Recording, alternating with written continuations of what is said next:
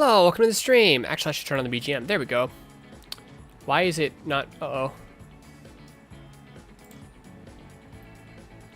Okay, there we go, there we go. Okay, we're good. We're fine. Anyway, today's stream is a Gundam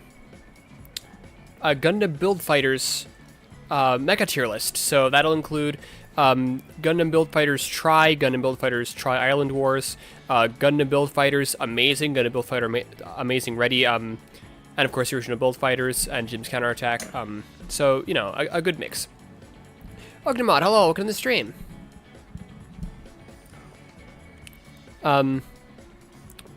Freedom Gundam, that won't be in this one, but the Amazing Strike Freedom will be.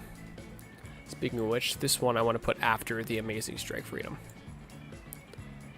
Let's just put that. That being near the end sounds good. Anyway.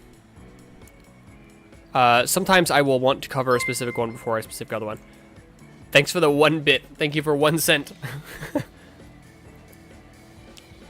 Actually, let me take the size of this down to closer to what you guys can see. You guys couldn't see any change, but it'll help when I'm displaying a mobile suit on screen. Is Yamakyoku beam rifle on here? No, because I did not want to include any that are like really basic. For the same reason, I did not include the new Gundam Varab because it's literally just the new Gundam with a different color scheme, no funnels, and the Mercury Lev. Although I did include the high new Varab because I love that one. Lucilia, hello, welcome to the stream. Robot feet, nice world emoji. Pink.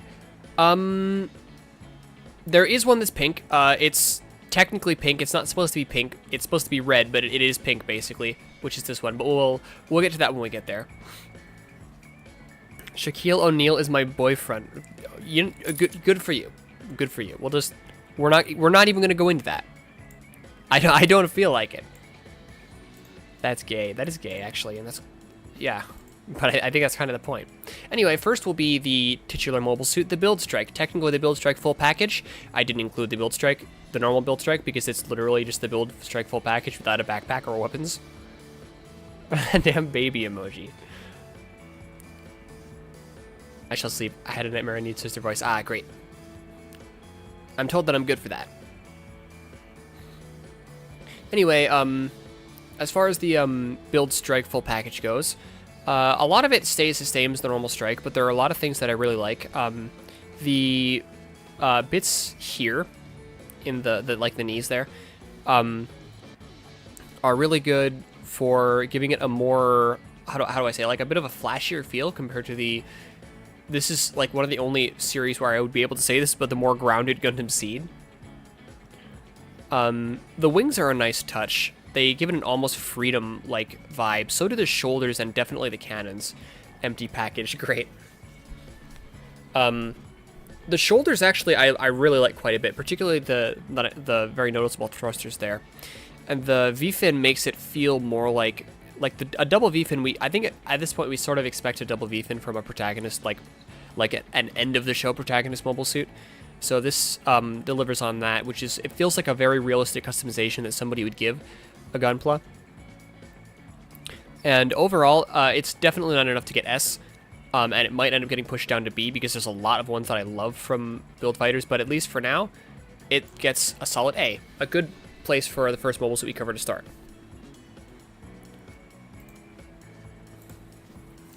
Okay, next that I don't know how to say this one's name, actually. I'm not sure if it's supposed to be, because you never hear it said. I'm not sure if it's supposed to be Jim or Jim GM.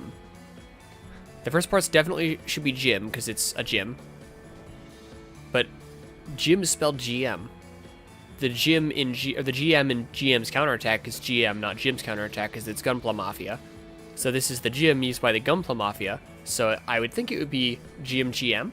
But Jim also would make sense. But I'm going to call it Jim GM from now on. But this one's definitely an interesting one. It's kind of funny to see people on Twitter freak out every time it's reprinted. But there's a lot of things I do like about it and a lot of things I don't. So for one, the arms they're great. They have a very like Masami Oberi feel. Although I'm pretty sure he did not design this. But they have that sort of feel to them. And the head is interesting with these like sort of vent parts there. but it definitely still keeps the vibe of the original Jim. And it's interesting that it has the clancha-like head and the dome head in the model kit. But I really like the arms. The shoulders are a great shape. And the way this feels aggressive is nice, but it still keeps sort of the same vibe the original Jim had. I really don't like this thigh to shin ratio. For a Jim, that just feels so wrong. Particularly how far down the knees stretch. That, like, for one, in general, I don't tend to like it when there's more thigh than shin. And the knee feels like it goes way too long, so which makes this part here feel way too short. And I'm really not a fan of that. But overall, it's quite good. It's exactly what a B tier should be. It will probably get moved down to C later, but we will... Get ready for this one. We'll see.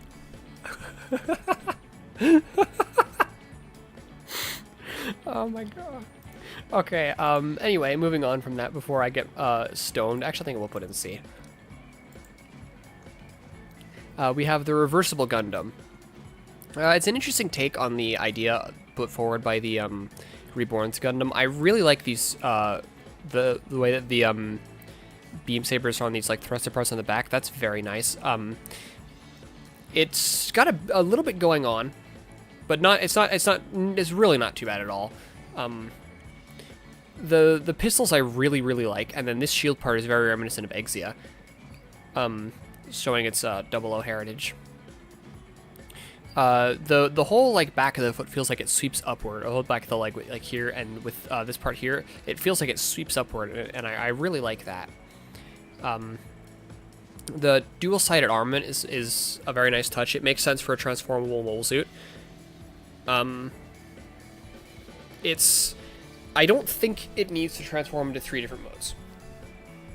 I really don't think it needs to. It is interesting, though, the implication that we get from the screens in the show that inside the shields is where the GN drives are in this one. And, of course, it's Reborn's Gundam. You can't go wrong there. So we'll give that a above the build strike. Next is the Star Burning. Lots of Shining Gundam heritage here that you can see, ironically, despite the fact that it's based on the God Gundam in concept. So that V-fin feels very Shining Gundam-like. The backpack feels kind of Shining Gundam-like. And then these, like, darker, these, like, black lines here are very, and overall the entire feet shape is very Shining Gundam to me. It's overall a very good design. It's interesting that the fact that it's really meant for a hand-to-hand combat like Shining Gundam, but it does still have a beam rifle because it was built specifically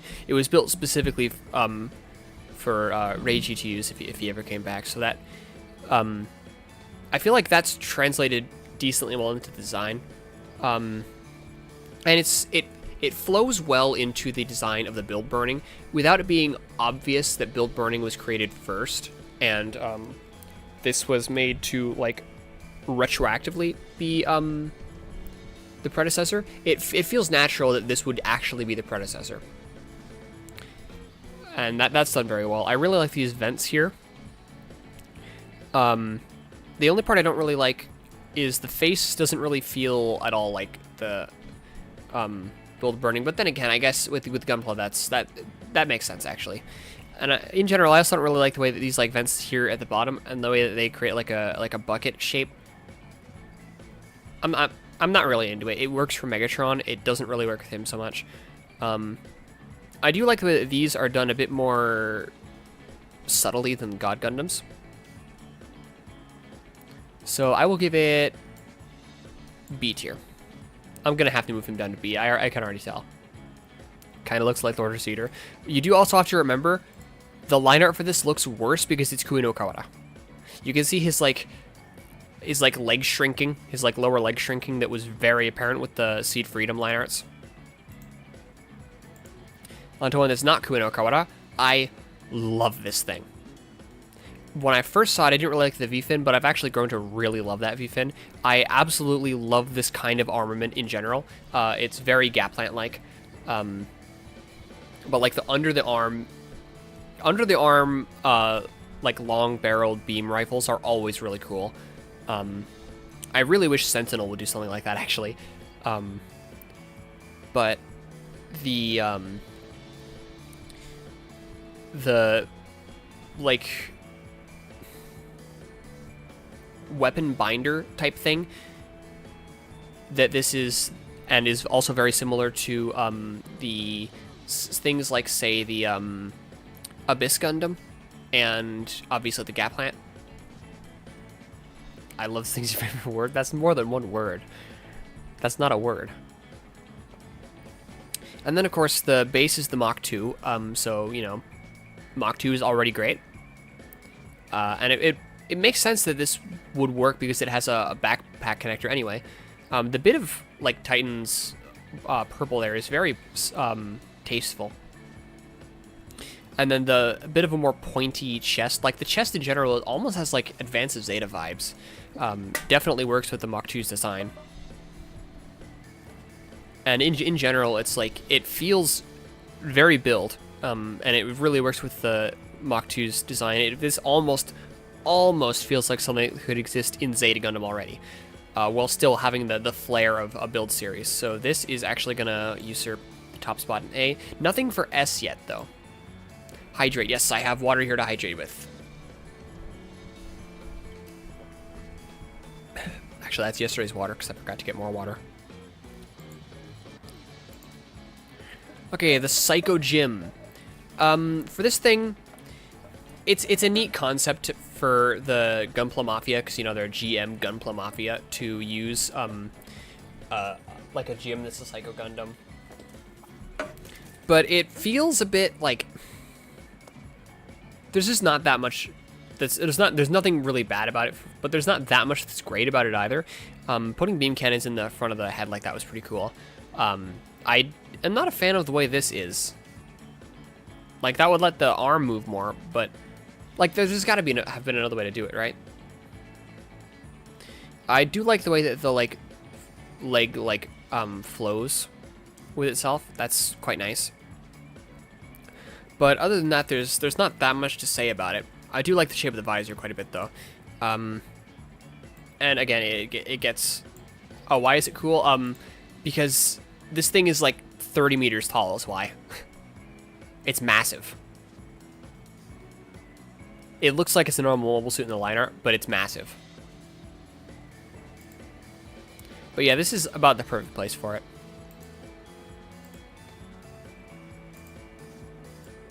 Next, the Lightning Gundam. Which actually at first I thought was based on the Zeta Gundam. I hadn't watched that much Gundam at that point. I don't think I'd watch any of UC at all. But there's a lot that I love about this. The like sensors in the arms for something that has a partial sniping role is really nice. The head is one of my absolute favorite Gundam heads of all time. It takes the Zeta Gundam vibe, and it really goes to that angular, somewhat streamlined shape quite well, with like the way that the top V fin is longer and like it flows back. That's very nice. It's very well proportioned. They literally say it's based on the Riggsy. Well, I mean, like when I very first saw it before they said that. And then also after that, I forgot until they mentioned it again.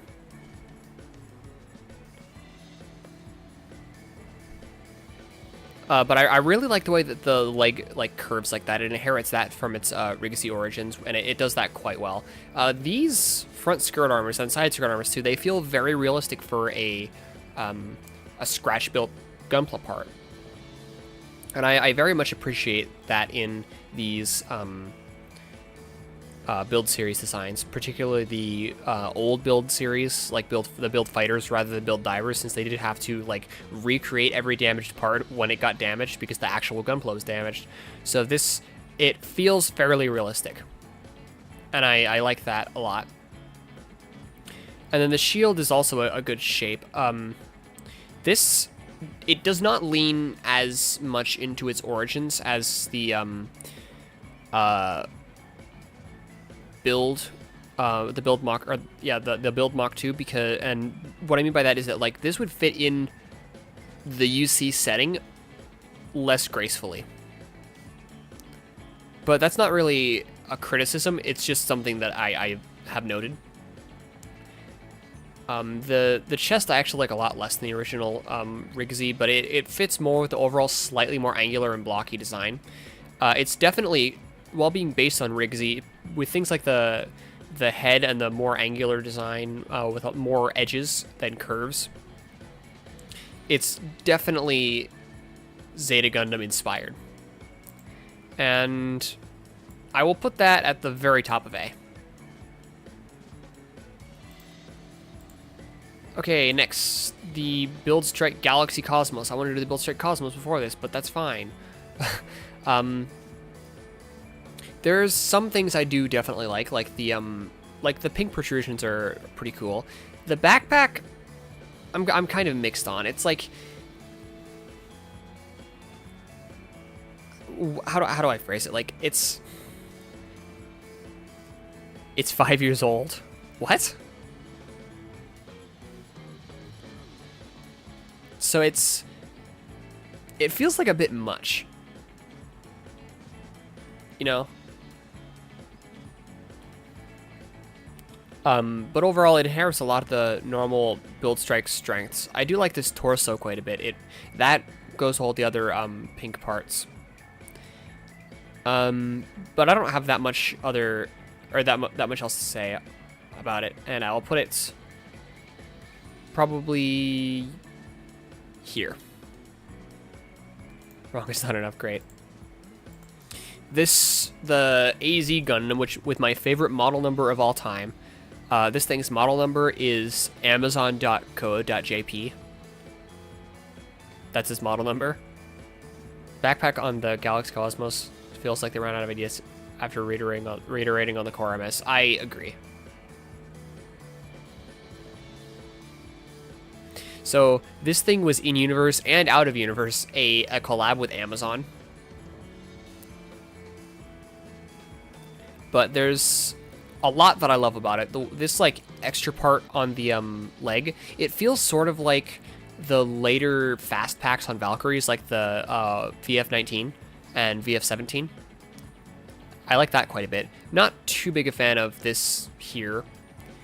And I like the way the chest is equally, but for very different reasons, to the original. Here as well, it feels like a fast pack. In general, this almost feels like Zeta wearing a fast pack from Macross. So, you know, that's great. I really like these wings with the cannons and the way that is integrated into the transform form. I do like the Amazing Zeta Gundam more, but I chose to include the AZ Gundam instead because, for one, it actually has a line art, and for two, it's considerably more well-known.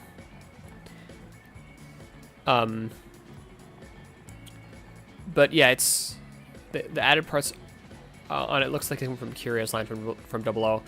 It kind of does, actually.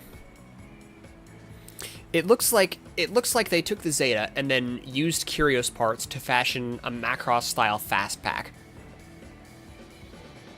And that is very cool, but it does not get past the build Mach 2. Okay, next is I believe this was the Zaku Magnogmer, or something like that. It was from the team that used a bunch of Zakus. It's interesting what they did with like the Nordic aesthetic. I can't say I like the smoothing out of these arms very much, but I guess that would make it easier to draw. Not that this would help, but things like the axe, makes it a good starting point for like a Nordic MS. The wolf head is, normally I would not like it, but it goes well with the entire, like, Nordic theme, and it's, like, right here you can still see some of the original shape of the, original shoulder armor, which, again, makes it feel realistic for something that was built from a customized Zaku 2 model kit. And then also the smoothing out of cables and like these arms is something that is fairly easy to do with a model kit. So again, that feels fairly comfortable. That it works. It makes it feel realistic. The spikes in the arms are very nice. And then this also, I feel like this would actually protect it considerably better than the original. So it's going to get probably B tier right here. Maybe C. We'll put it in C for now. Next is the ultimate creature. The bear guy. This just it just makes sense. I mean, like, I don't think the body is actually changed at all from the Akai. I think that's literally just a normal Akai body with a different head. I'm pretty sure that has the only difference. And the fact that it works so well for like a teddy bear style thing, it really just shows that that's like this. It just feels natural. Like, people had already been saying how cute the Akai is for a long while. And it still feels like at least a tiny bit realistic. It shouldn't feel more realistic than that. It's a teddy bear. But it does still have the mono eye. So it keeps a tiny bit of that realism. Just enough to where it's like, hey, that's kind of nice. But not where it's like, it's a teddy bear. Why would it need that, you know? So it's definitely a good mix compared to something like the Bear Guy 3, which is in here, of course. Bear Guy 2 is not, because it looks almost identical to Bear Guy 3. And nobody knows about it. But, like, this is something that just makes sense. I also just realized that's the first Gundam Builder's Beginning G-Mole suit that I've covered. But we'll put that at high B tier.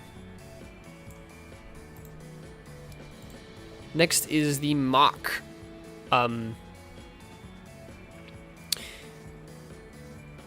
I'm actually not sure what to say about this at all. There's a lot of different influences here. Like, you've got a Zaku-like influence here. These feel very Federation-like. Bear Guy feels like a Zeon, so I've turned him to the B Gundam. That makes, yeah, I can see that. So this definitely has like a hulking like feel. It feels almost like a monster, kind of, and that is sort of like its role in the story.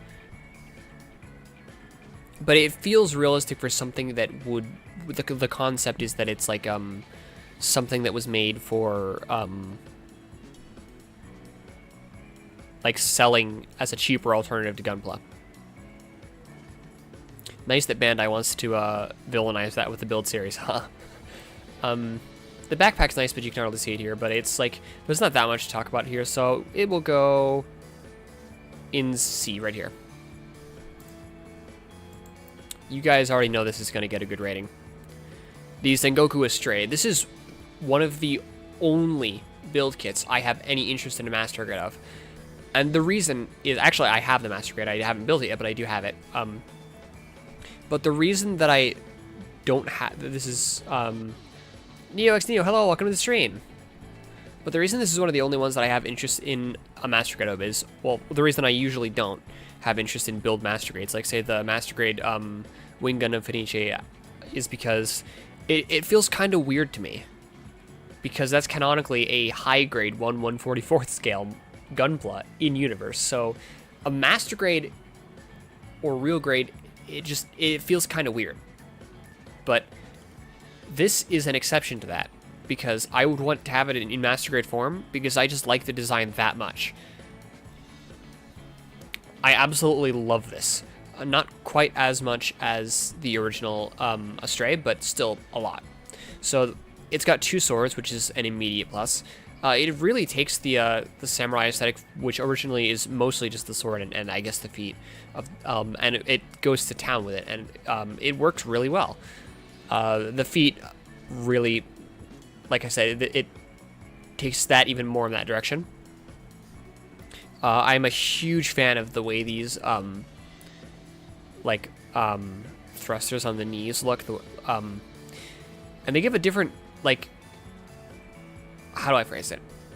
They give a different impression when you view them from the side compared to the front, because they look rounded from here, but they look fairly flat from there, and it's kind of like a Miata in that way, which is something that I really like and honestly strive for with my own Gunpla builds.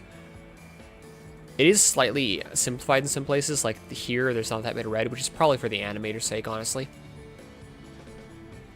The V-fin would feel like a bit much on any other mobile suit, but here it just makes sense. The shield in the back is nice. I like the fact that Niels never uses it. I wouldn't either.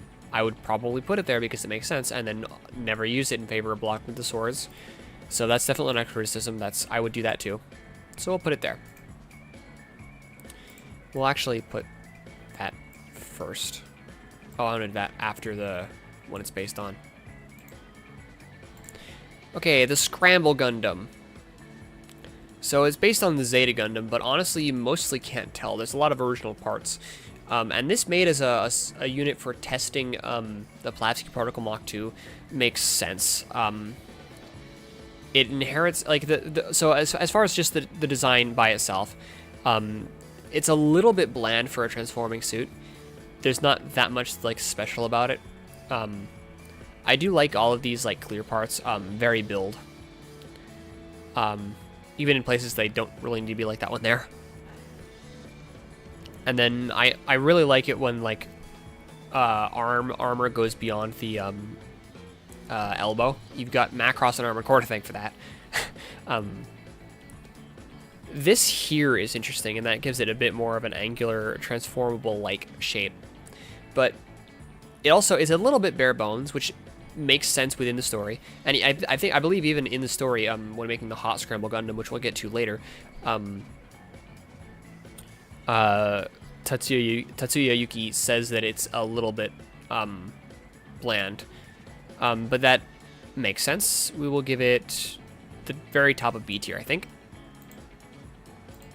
Next, one of the only things from Gundam Build Metaverse, because I did put it in this one because it is, well, most of the Metaverse things I did put in the Build Divers one, both things like the, that one based on the, Double O Diver, because that's based on something from Build Divers, and then also anything just from Metaverse originally, like, La Gundam, I put in, the Divers one, because I already have all those downloaded. But this one, this and the Exceed Galaxy Strike, I put in the Build Fighters tier list because they have a high connection to Gundam Build Fighters, and are, like, this is made by Tatsuya Yuki, and that there comes my main gripe, is that, so first of all, with the design, there's not that much change, but what is changed works well with the vibe that they were going for. I really like this change on the like shoulder armor here. The V-fin feels more barbaric and demonic, which is honestly saying something. And then the backpack is great, and the fact that it can put these on its hands and use them as like handheld weapons is pretty neat. It feels like a mini Hashmal almost. However, this kind of doesn't feel like a Tatsuya Yuki mobile suit. Like, just, oh, put a Hashmal on its back and paint it red. Like that, it's just not his style. So it gets points off, or taken away from it for that, because even though it's a neat design, it doesn't make sense as being a Tatsuya Yuki mobile suit.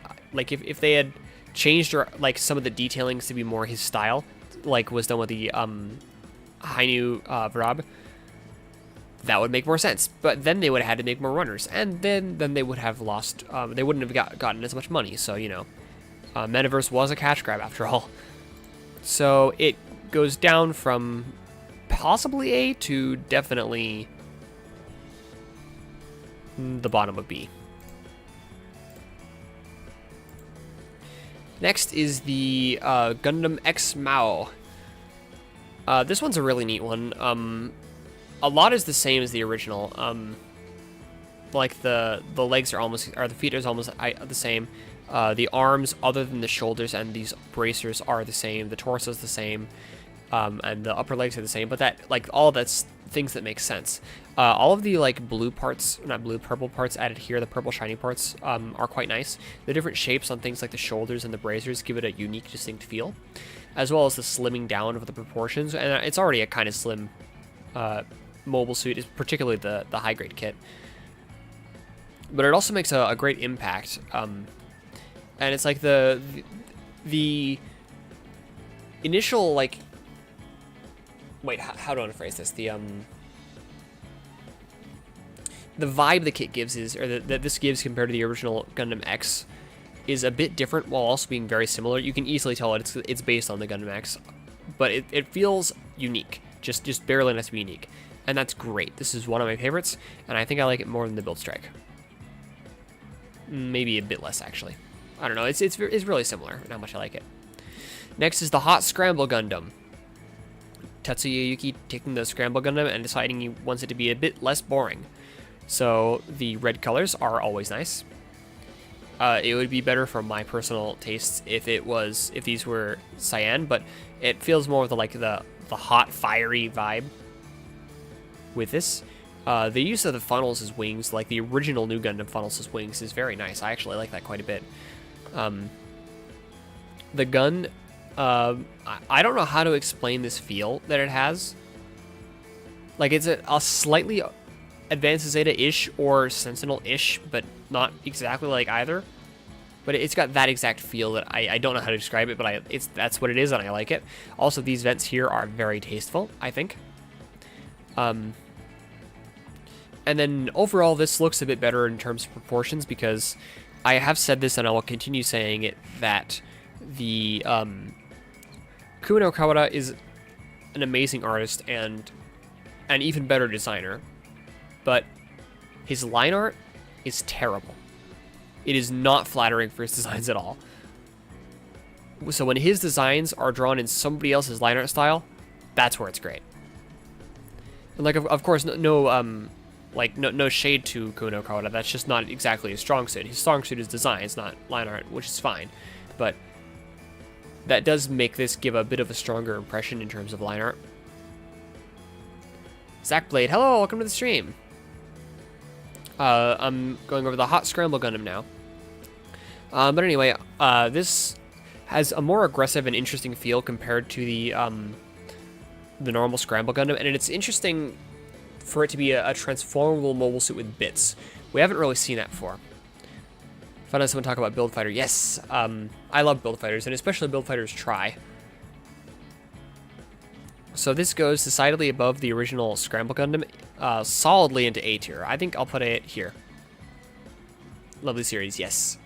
Very close to my heart, Build Fighters is. Okay, next, the Luna Gazer Gundam, a design that was so good that it got a kit even though it was from Amazing Ready, which is not that common. Manga as well? Yes, although I haven't read much of the manga. I started getting really busy when I started reading Amazing Ready, so I haven't read that much of it. I did get to see the Angel Strike Gundam, which I did not put in this tier list because it's... maybe I should have. It's fine. But anyway, the Luna Gazer Gundam, for the concept being just a mashup of the Stargazer and the Shakushiki, the execution really is what takes it and makes this great. So it's already got really nice proportions. I think it shares some of the line art parts with the Mega Shiki, but the feet are an interesting shape, which I normally wouldn't be a big fan of, but it works really well with this. I like the way the V-fin has a similar vibe to the Stargazers without being just exactly the same. These style of vents that the Stargazer has, combined with these two pieces of armor here from the Hyakushiki, work really well with one another. And then I'm a huge fan of the way this backpack is. It's almost kind of like the Lightning Gundam backpack, just a bit. And the placement of the parts that light up when it uses the Voltaire Lumiere is quite nice. I like that quite a bit. And then this thruster here is also very nice. These two lights here I really like quite a bit. But it keeps a lot of the strengths of both mobile suits. Starbuild Strike. I haven't done the Starbuild Strike yet. I do the Build Strike full package, and I put him in A tier. I will put that, I think, here. Okay, next is the Ballistic Zaku. This is another one that gives a really good impression. It feels heavy, but then when you see it move, it's very fast, and when you actually look at it, you can see that it makes sense that it'd be fast. It's one of the first times you actually see reactive armor in Gundam. The pistols are a very nice idea. We don't usually see Zaku's using pistols, but it definitely feels Sigzion, yes. We love Zaku's here. But it definitely feels very realistic for a custom Zaku Amazing. Yes, that is right. I said the wrong one. The Ballistic Zaku is that one, not that one. That's that one. Right. This is the much better one. Spoilers for where they'll be in comparison to one another. But yeah, thank you for the correction. I accidentally said Ballistic Zaku. Yes, this is Zaku Amazing. But it's also nice that the armor is well thought out to where it will help a lot without affecting the mobility. And then the missiles here feel very Armored Core-like. I'm almost tempted to get the kit for Armor Core purposes. And it's nice that it's based on the high mobility type and not Char's Zaku 2. That's just something that personally I think is pretty neat, considering Char's Zaku 2 is the one that everybody knows and loves. Hydrate, yes, I will hydrate.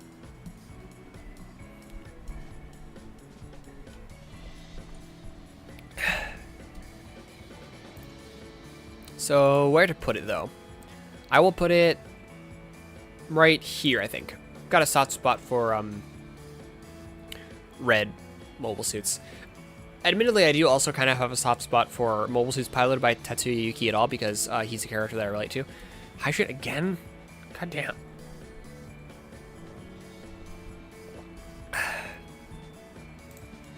Okay. Those who know my taste in mechanical design can probably guess my opinions on this one. This is Scramble Gundam in B. Yes. Not that there's anything wrong with this design, but that's pretty much what I said there, is that it's a good design, but there's not anything wrong with it, but there's just not that much that is personally that great about it for my personal taste. I always love the fact that it has pistols. That's really amazing. I'll get it amazing. Yes, indeed. Quite amazing. But yeah, this, so first of all, it's got very 00 vibes because, obviously, Transient Glacier is better. I mean, I won't say too much about it since I'll be talking about it later, but you can know that when I was getting the image of it ready for this, I referred to it as the false idol. But this has got very 00 vibes. I really, really love the shoulder design. The kit's also great, actually. I kind of want to use parts of it to upgrade Exia with its better but same style joints. I really like these parts. Actually, this is where the legs for my own custom gunflow design came from. And overall, it's got pretty similar vibes to it.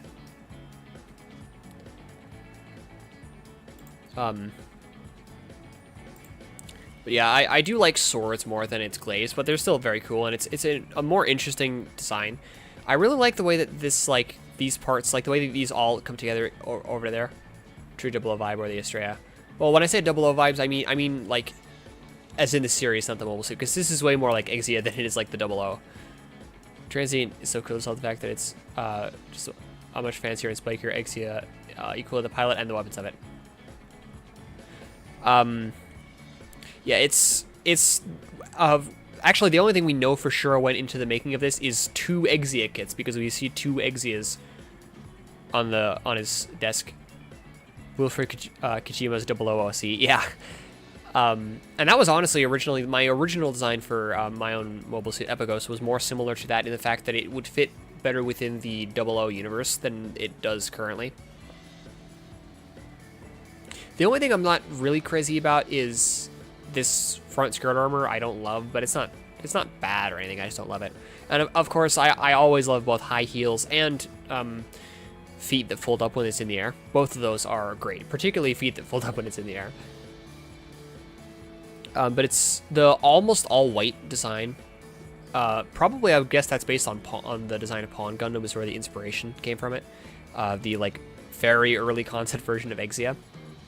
But that, along with the blue particles and blue, well, all the clear pieces, but particularly the GN condensers, give it a pretty unique feel, and I like it quite a bit. So this is going to take the very top spot in S tier.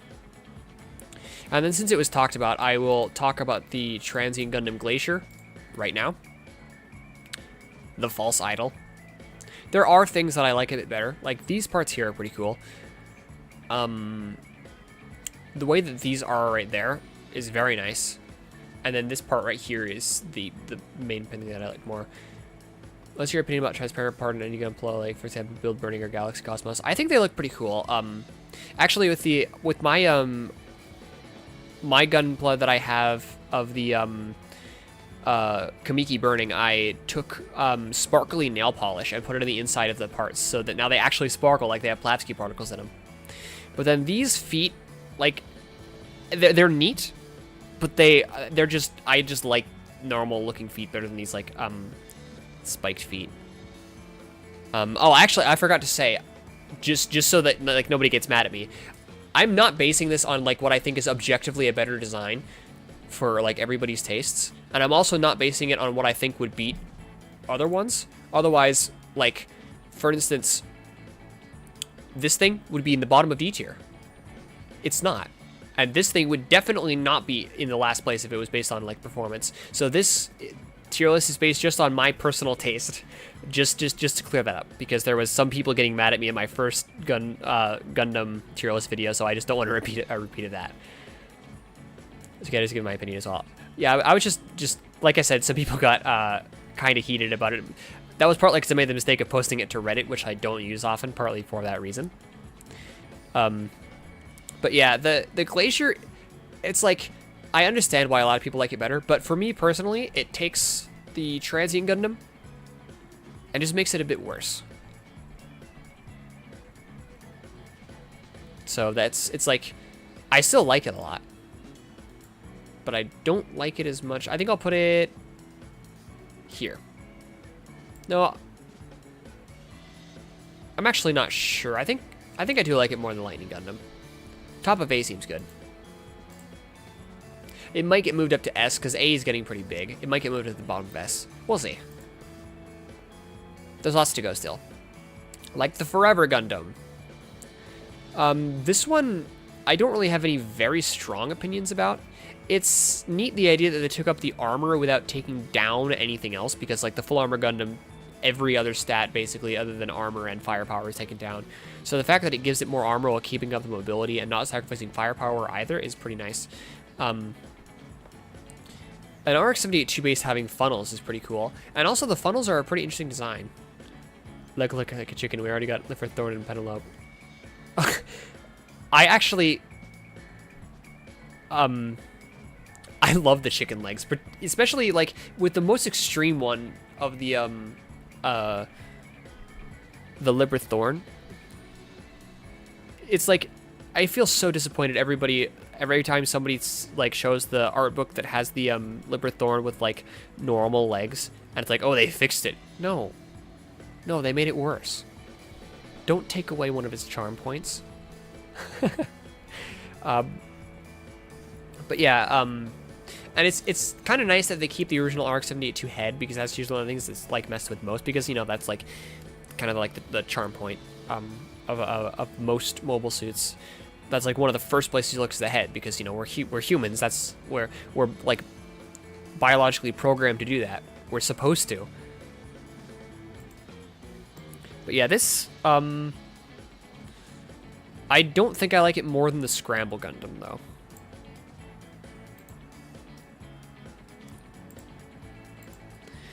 Okay, next, the Jinx Striker. This is the only one of those three Jinxes that is in this tier list, because the others are only minimally customized. So they're very similar to the original Jinx 4, which I tend to avoid with these because I just wouldn't have very much to say about them. But this, I mean, right off the bat, you can definitely tell this is a Takayuki Yanase design. The Vols remind me of the Dragoons from the Akatsuki. That's actually true. I didn't think about that. Probably because they have a very different shape themselves, but the orientation is very similar. But yeah, this is a very Takayuki Yanase design. Like with these toes, I don't even actually know that it's Takayuki Yanase, but I'm gonna say that it is because I'm pretty sure that it is. I can tell. Definitely some parts of the original Jinx 4 that I think was a Kanetana Yumiko at a time. Parts like these here and the arms definitely still feel very definitely feel very Kuin. I keep saying the wrong things. I forgot the name of the guy entirely now. God damn it. I just said it too. That's the stupidest part. Takayuki Yanase is the guy that did that. Okay, I can... Kanetani Ibikawa, yeah. So the legs and the arms, like, they still feel very Kanetani Ibikawa design, the original Jinx 4. But then some parts, most of the newer parts are, they're definitely Yanase's style. In your opinion, is the Astray green frame the worst Astray of all time?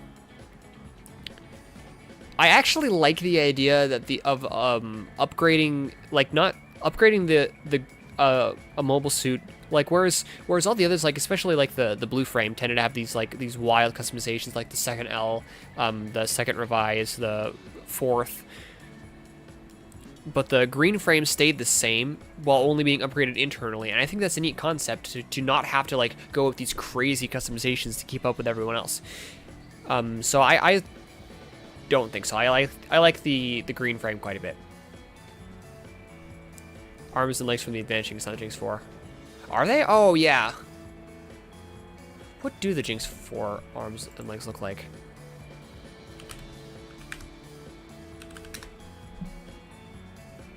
Oh, right. That's those ones.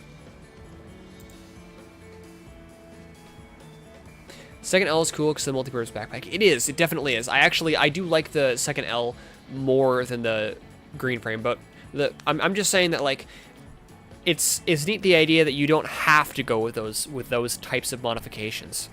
Like, you obviously can, because most people do, but I just think it's neat to not have to. But anyway, this has a very, like, militaristic design, even more than the original Jinx, which already forced something from 00, or rather the original Advanced Jinx. Because it's a Jinx, it has a fairly militaristic design. I was thinking it was based on the Jinx 4 because the others are Jinx 4s. But this shield is interesting. It feels very Zaku-like, which is surprising for this. I really like the 4 cameras here with the antenna and the overall shape of the head. And I'm in general, I really like Jinxes. Where will I put it though? Probably right here. Or yeah.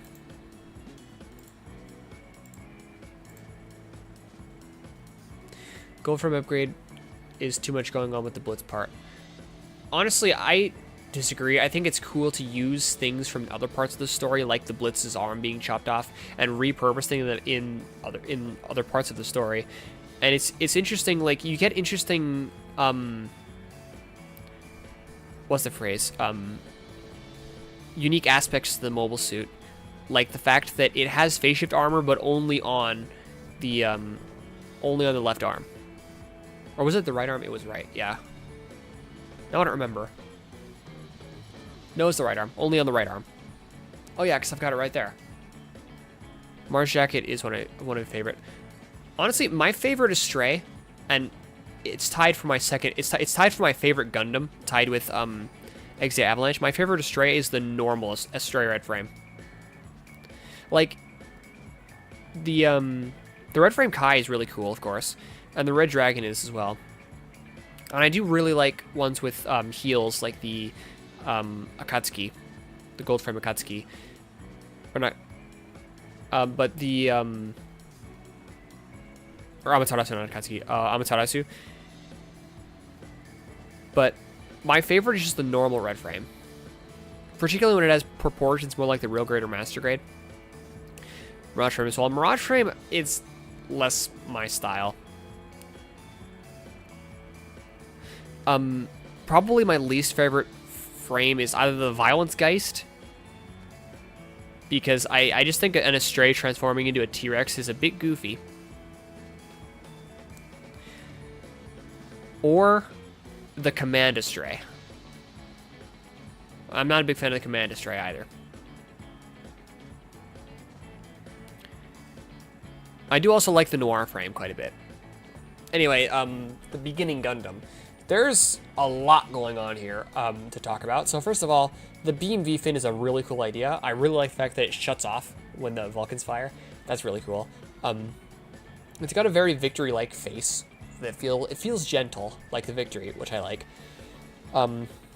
The arms and legs command Astray. Yes, I think it's based on Green Frame. I don't remember if it's actually canon to Gundam Seed Astray or not. Build Fighter manga. It was in the Build Fighters manga, but I think it was in Astray manga first. I do not remember.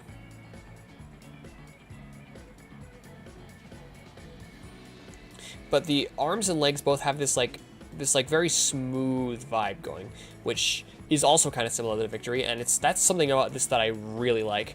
I think 9 beam sabers is a little bit much. Just a bit. I'm not a big fan of the big, giant, bulbous square of a cockpit. And then all of these triangles, kind of the P-Bandai Tall Strike Gundam glitter, that would be pretty nice. I actually forgot there was a kit of that, honestly. I wanted them to make a kit of the Angel Strike Gundam. But yeah, all of these, like, triangles, most of the triangle things I don't like.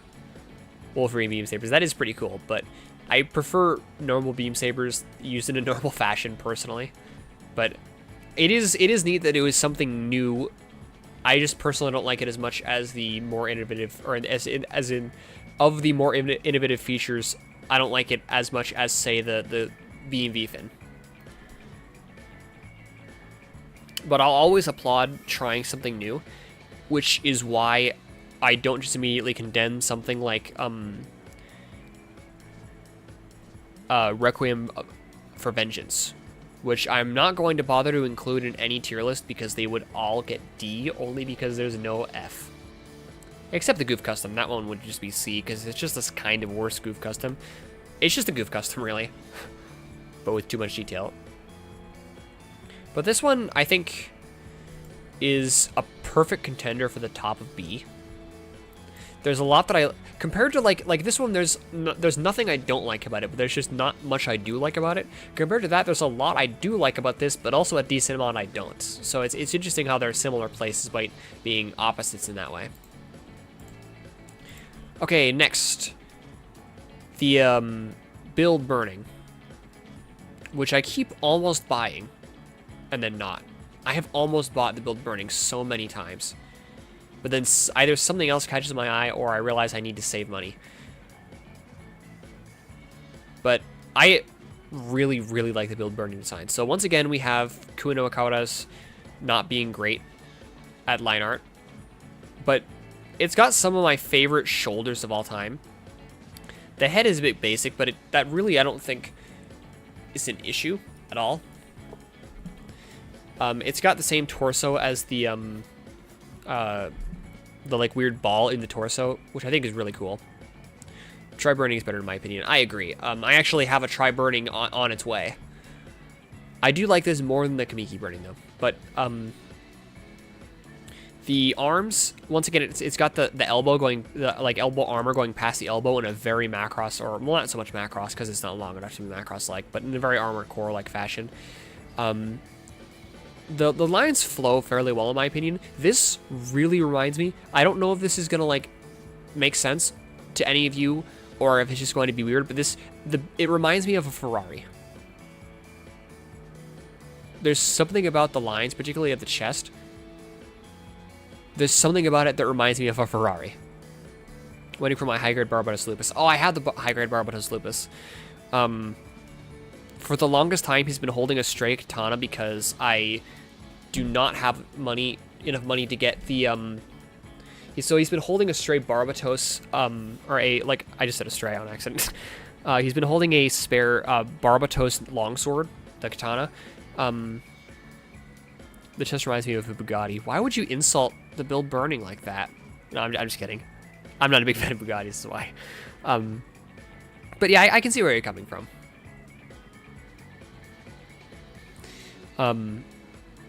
But it's what I was saying is that it was holding a stray longsword of Barbatos, the katana, because I don't exactly have the money to buy a high-grade Hashmal just for the high-grade new longsword that it comes with, because in the manga, Barbatos Lupus defeats Hashmal not with the I forgot what that one Valkyria frame was called.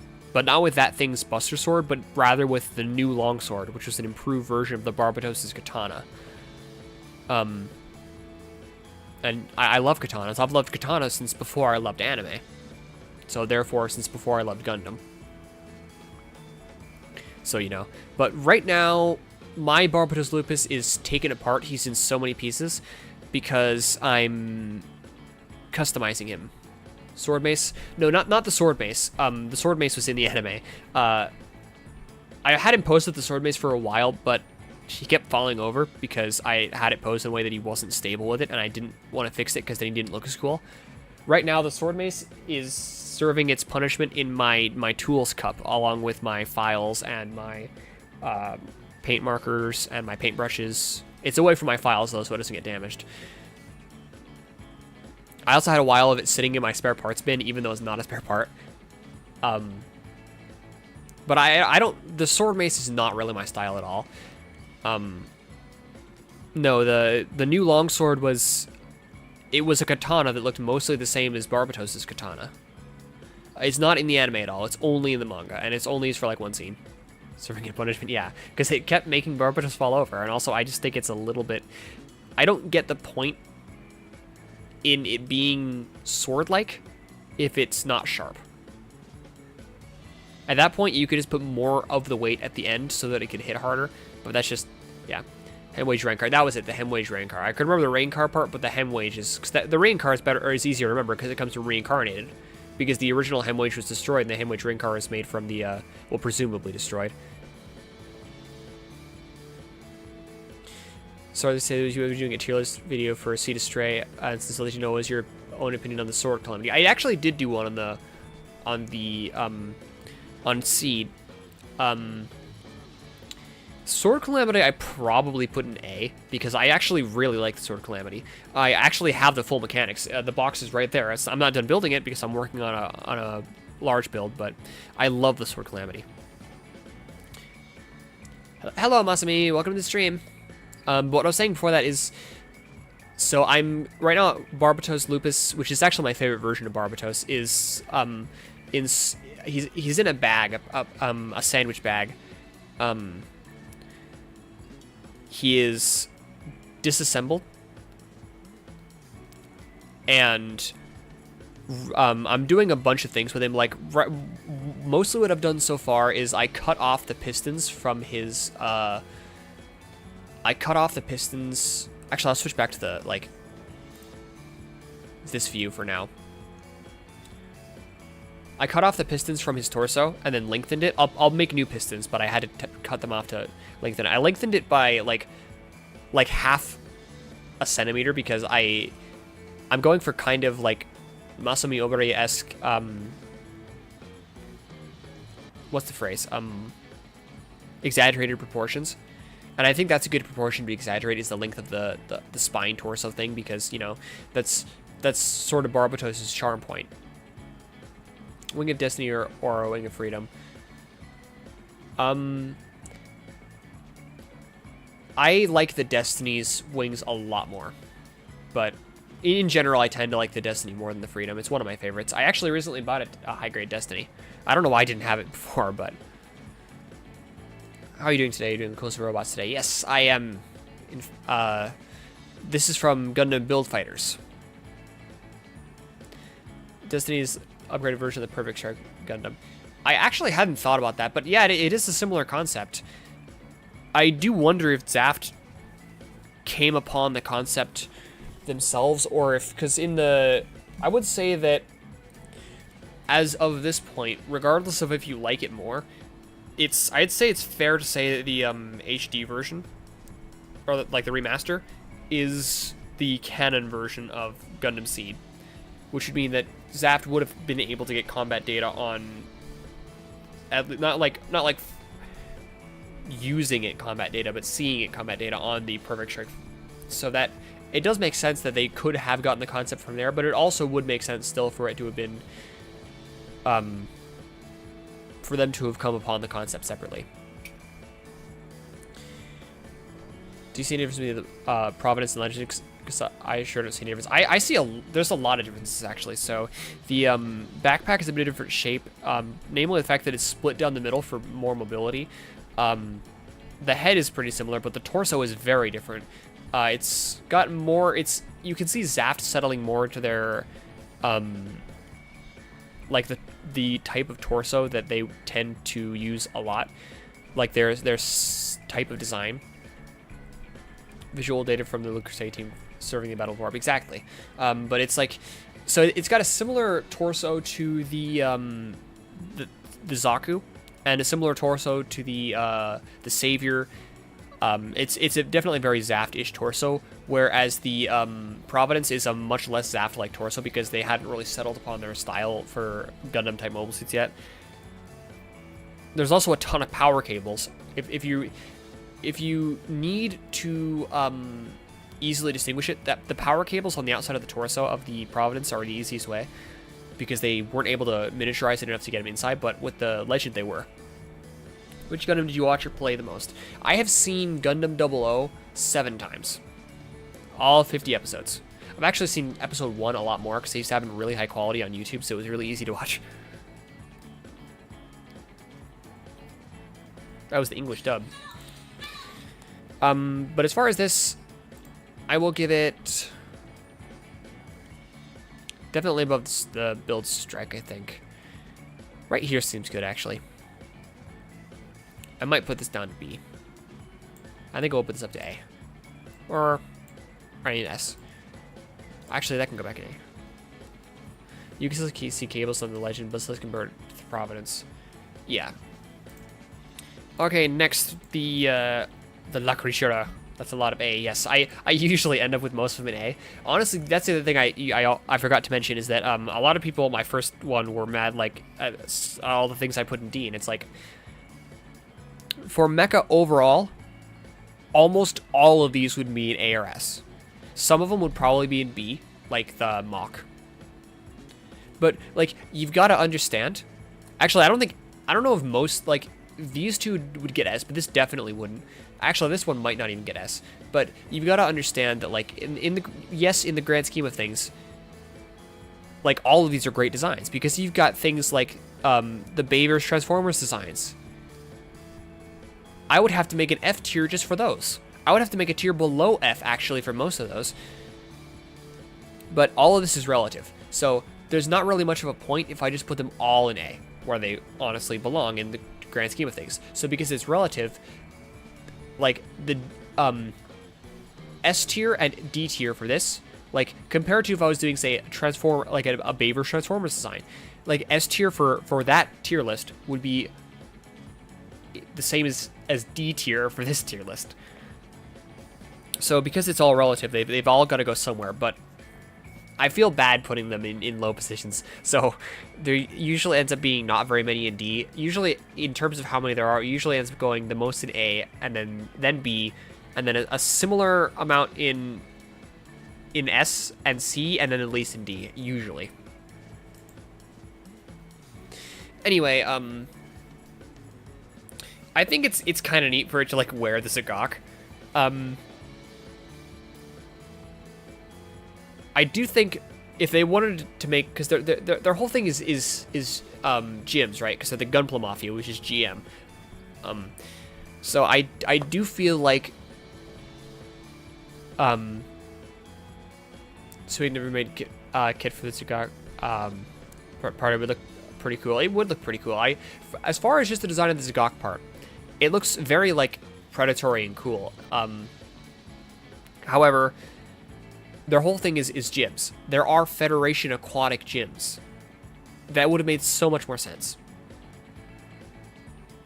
And then I think the Zagok part would look a lot better as its own design than it does slapped onto a gym. And then you've also got the same leg, like the leg proportion issues are kind of worse with this one, even though they're exactly the same because of like the much larger top part. Can't wait for the Zagok from Sea Freedom to put Justice Gundam in. I love the Zagok from Sea Freedom. I'm definitely going to be getting that kit.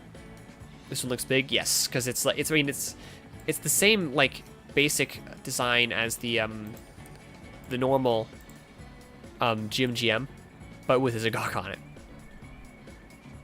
A Gym Aqua GM would have been, yeah, Gym Aqua GM would have been beautiful. Exactly. They could have gone with that, but instead, it looks like the RF Zagok. Actually, it kind of does, or the Zagok. It looks also, it's got a similar vibe to the Zagok E because of the like very aggressive nature of the design. But it doesn't really work with the gym parts. It would be better with its own design. They should have used this top half for the amazing Zagok, honestly, and used like a Gym Aqua Gym. Or other Gym Aqua GM. So yeah, this is gonna take the lowest spot so far. And then next, the actually, what was this called? Gym Cardigan. That was it. So it works off the Power Gym. So already a good start. I really like this backpack design. It feels slightly Thunderbolt-ish, but I think this is from before Thunderbolt came out. The beam sabers on the shoulders are neat. You don't see that a lot. I really like these parts on the arms there, and the rifle parts are in general very cool. It was nice that we got the backpack of this, even if we didn't get any other part of it. Or did we get the rest of it? I don't remember actually. I don't think we got. No, we did get the rest of this in Gundam Breaker 2 because I used the legs of it for my Hazel, I think. Oops. Anyway, regardless of that, we definitely got the backpack at least, even though I don't think we got the arms. At the very least, maybe? I don't remember now. I'm confused now. Anyway, time for me to go to school today. I see. Good luck at school, Mesame. Thanks for stopping by. But, it really does a good job with the build aesthetic, I think. And that build aesthetic comes from a lot of real life builds, the kind of aesthetic that they tend to have when they're not supposed to be in universe, but they often stay a little bit in universe, which this does perfectly. And I like it quite a bit. So I think I will put it probably right here. Next, the G-Portent. This would look better if more care was given to his line art, because, like, look at that face. That looks a little janky. I'm pretty sure it's not supposed to look quite like that. I wish the beam saber holster could move left, right, for easier grab scenes, but it's for SMS. I very much agree. Specifically, if they could move forward. But this is another one that it's got a lot of very 00-like aesthetic to it. I really like these like wing parts on the legs and on the arms and backpack too, but particularly the ones on the legs. The feet is Kanetani Bikoa doing what he does when he's given free reign and making mobile suits with kind of weird feet. The bigger bow from Mercury comes to mind, but when I say kind of weird, that is not an insult. I actually like these quite a bit. It's got overall a kind of bug-like appearance to me. It's a very unique looking mobile suit. It almost looks like the Sakibure from Awakening of the Trailblazer. It's interesting what this does with the these parts, which come from Exia in concept, and probably in universe literally from the kit. But it's all very rounded out. And of course, it does get a bit of a boost for the fact that it has Karels in it. The little like the little mechs that the Haros can dock into for repairing things. The high grade of this, come to think of it, better come with Karels, even though it probably doesn't. But I guess I'll have to be sufficient with my 1/100 scale ones from my Master Grade Ixias. Because I do have 3 Master Grade Ixias. One of them is the Avalanche. It would be weird if I didn't have a Master Grade Ixia Avalanche, honestly. But I think I will put that in A, but like the bottom of A. Next is the Lightning Gundam Full Bernier. So as far as the body, there's not much to say about that I haven't already said because, you know, it's the same. But the backpack is quite nice. It takes inspiration from the Zephyrant's full vernier quite well, but it's definitely got a more angular appearance, which works a lot better for the when it's supposed to look like wings in Wave Rider mode. Probably, I would guess the inspiration from that came from the core fighter of the full vernier, or rather the GPO on full vernier. Looks like Zeta, but it's not at Zeta. Yep, which I personally think is pretty cool. But I really like these Sentinel-like cannons there. And then this is my favorite style of beam rifle with the two things there, which probably I honestly tend to like because I probably like that style because of Macross. It looks like the Macross cannon. The little cable here is very tasteful. And overall, I do think it's definitely an aesthetic upgrade from the normals Lightning Gundam, and it goes in there. Actually, there. Reminds me of the Rigsy, other brother that no one talks about much, even though he's cool. It's based on the Rigsy. And I actually love the Rigsy. I think Rigsy was in... It might have been in the top spot in my Zeta Gundam tier list. It was definitely one of the top spots. Oh, here's a neat challenge for you. See if you can see, like, we've got a decent ways to go, by the way. Oh, and Irex, as you requested in my Discord server, the amazing Strike Freedom Gundam is in the tier list. So I'll talk about that when I get there. But one of these, so all of these, I have downloaded the highest resolution line art that I could find, and then remove the background. And I will eventually be probably uploading these to the Gundam Wiki if I feel the Gundam Wiki deserves it, because I kind of don't like fandom in general. But I also color corrected some, like the Exia, the Amazing Exia Dark Matter was like, the line art scan was very dark, and the red was like a dark maroon. So I color corrected that a bit, and I did with some others as well. Like the normal Amazing Exia was purple somehow. Amazing for Freedom with purple. I like it though, particularly the purple. We'll get there when we get there, but the purple is one of my favorite aspects about it. But other than those differences, one of these line arts here is I've edited it, other than just background removal and color correction. So we'll see if, I wonder if you guys can find that edited line art by the time I get to it. But for now, we'll keep going. There we go. The Build Strike Cosmos, which I have added instead of the Star Build Strike because it is very, very similar to the Star Build Strike. So this, I didn't feel the need to add both. Amazing Star Freedom, the gold joint turned into metallic red. Yes, I love that about it, the metallic red. But like I said, we'll get there when we get there. There's a lot of things that I do like. The way the backpack like latches on here, I think that's very cool. It's a neat. It seems to be inspired on the part that like goes there on the Aiel Striker, but I think this is honestly cooler. The cannons here are very nice. And then other than that, there's not that much to say about it because the rest of it is Build Strike. Personally, I actually don't like it as much as the normal Build Strike full package, but it's very neat. But it's just not quite as cool in my opinion. I like the wings on the full package. What can I say? Okay, the Try Burning. I actually really like this design. So some parts I don't like as much. Like I like the knees and legs less than the Build Burning, but most of it I do like most parts more. I also actually probably like the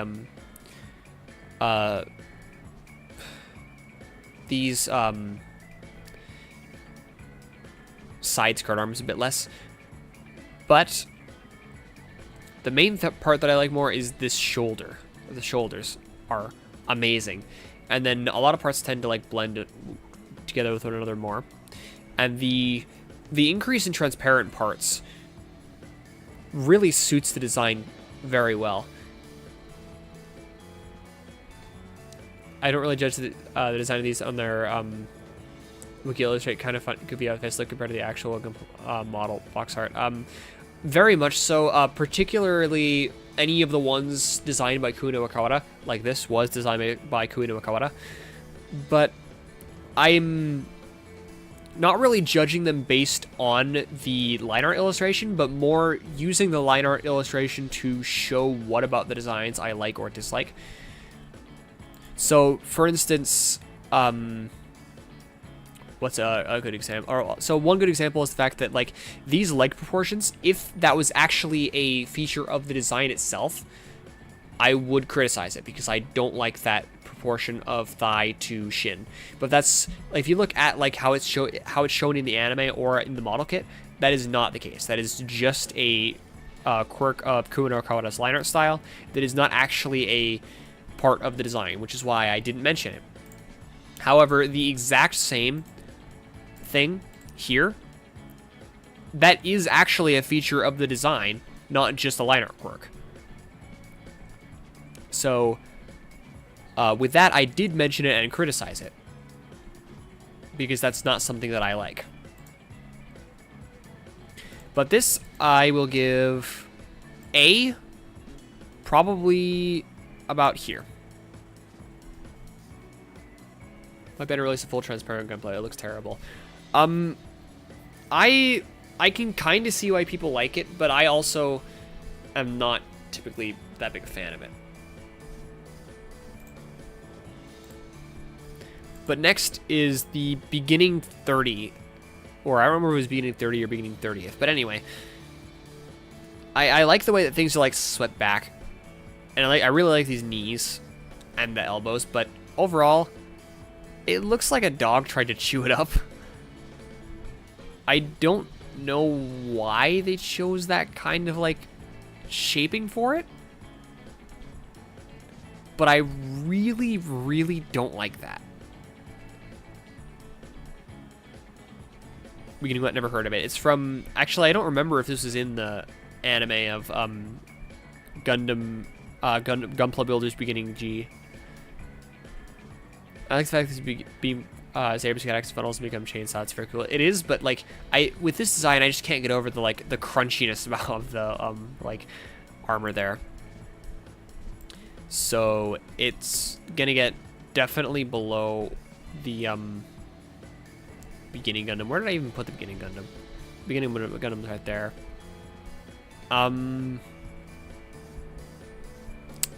Where do I even want to put this? Probably right here. Gundam Beginning G was in mostly at the end. Okay. It's been a while. And also it didn't really stick in my memory that much. Full transparent for LED custom, I guess. So they can make sense for some, like the transparent red Trans Am versions. For that, transparency kind of makes sense. I kind of want to do this one before that, because it's just like that's unit 2, that's unit 3. But anyway, but mostly I think some people just really like the transparent I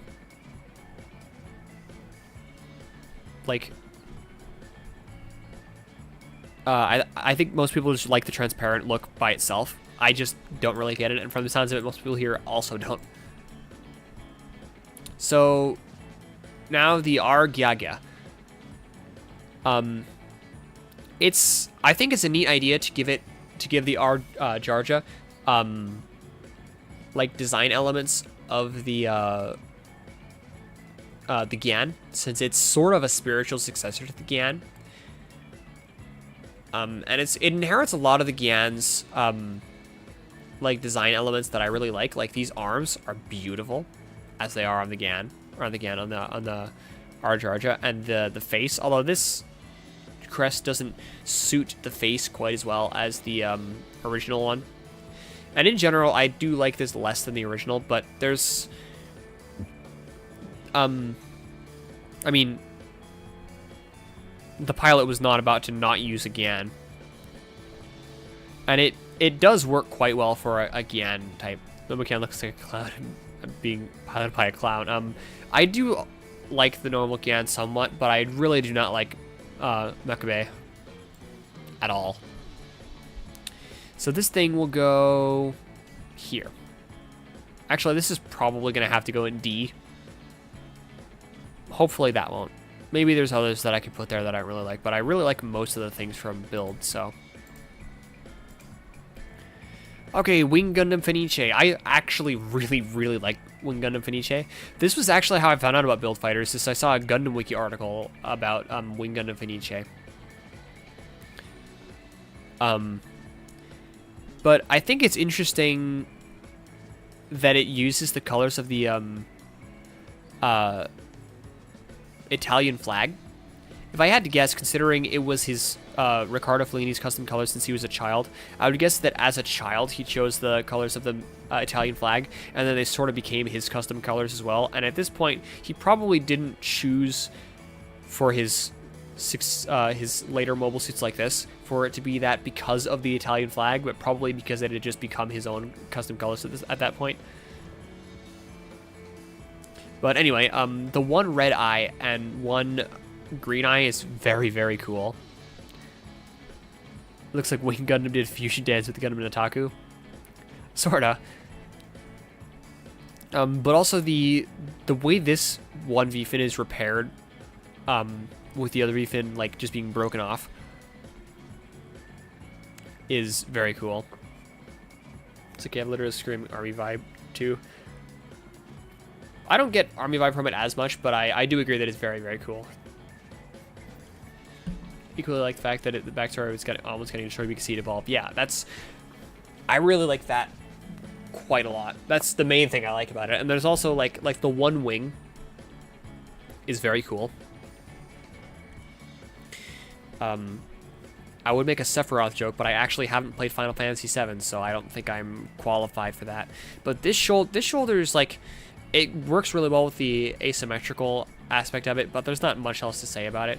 But this shoulder is very cool, as is the like the beam mantle here. I love the beam mantle, particularly the part where he uses it to like punch. Beam cape over one shoulder is amazing. Yes.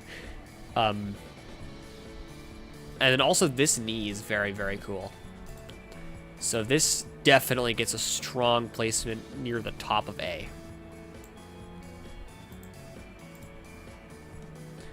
Okay, next the Ballistic Zaku, but actually Ballistic Zaku. I mean, accidentally saying Ballistic Zaku when I mean Zaku Amazing this time. Fellini is such a playboy. Fellini is a playboy on the outside.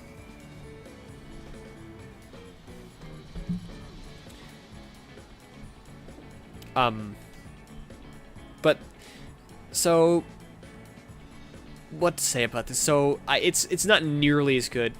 I can't help but compare it to the Amazing Zaku because it's a Zaku and it's made by the same person. So for one, putting something on top of the shield that is supposed to protect you, something that could get hit and has a power supply like bits.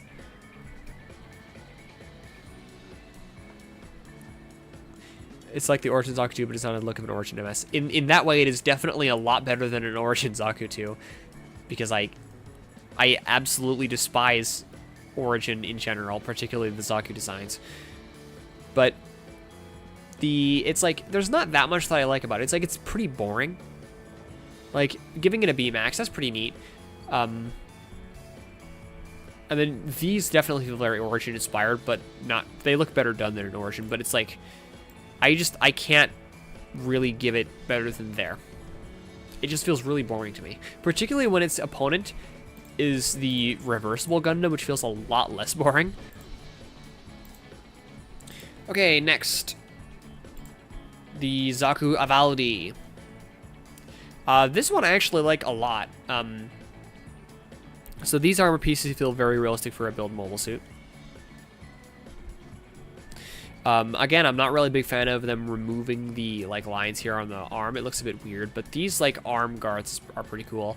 I like the way that it's like pretty top heavy with these like 2 punch shields and the like fuel containers in the back. And it feels very well defended from side attacks while using the high mobility legs and these here as well as thrusters on the back to maintain its mobility. So that's a pretty neat design. Probably definitely above the monogamer. I will give it, I think, right here. B. No, here. Yeah. Next, the Bearguy 3, which is actually a pun because 3 in Japanese is san, so it's Bearguy-san. Buddy the Pooh. So it takes the bear aesthetic further than the original Bearguy, but honestly, I kind of dislike that about it because it sacrifices too much of what is Act Guy to become Teddy Bear to me. The idea that in universe it has fluff on the inside of the gunplate is that's kind of neat. But like overall, like I said, it's too much bear, not enough Act Guy. Kuma, yes, Kuma. The backpack being a ribbon seems kind of useless. It is interesting how the face is like a screen, but I will put it in C. Okay, finally, the Zaku Kraken. I don't really like this thing's name being Kraken. I don't think Kraken really suits it very well, but I really, really like this design. So the shoulder shields, these like how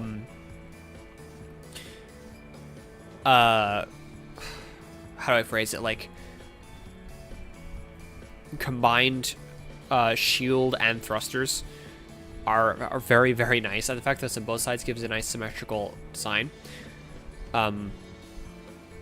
It feels a lot like the prototype Saikamu Zaku with the thruster legs.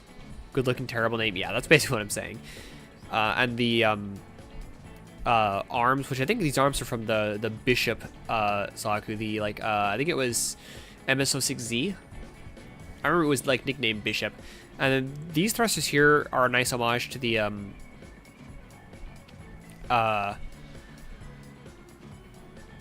Xeon.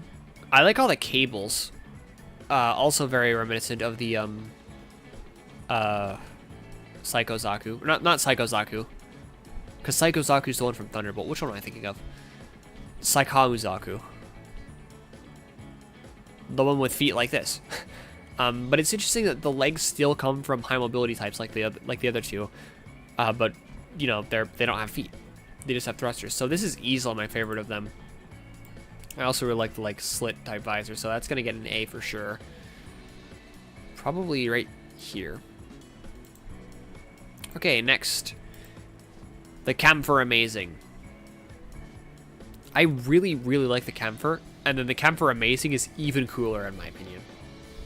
The fact that it makes these symmetrical, I think works well for this. It wouldn't work well for the original Camphor, but it works well for this. The arms have that like smooth flowing vibe to it, like a lot of 90s cars that I really like. As do the legs, and the head and torso is just Camphor, but the amazing weapon binders definitely were very impactful to me when I first saw it.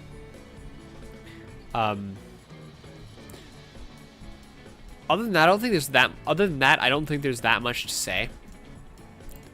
But definitely a favorite of mine, and I will be giving it a fairly high spot, right there. Okay, the mobile suit with the name of all time, the Super Custom Zaku F2000. This is another one that I really like. It's very over the top, but it's in a way that I very much enjoy. It feels realistic for something that was built from a Gunpla, with things like this just being both of these being the leg-mounted missile launchers that the normal Zaku J-type has.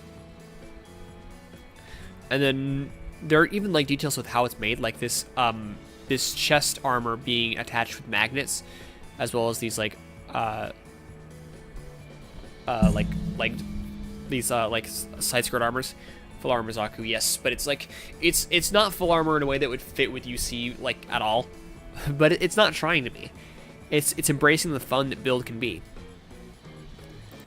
and I really like that about it. So we'll put it in A, just barely above the G portent. Next, one of the only good things that came from Build Metaverse, the Build Strike Exceed Galaxy. Or was it Exceed Galaxy Build Strike? I don't remember. Either way.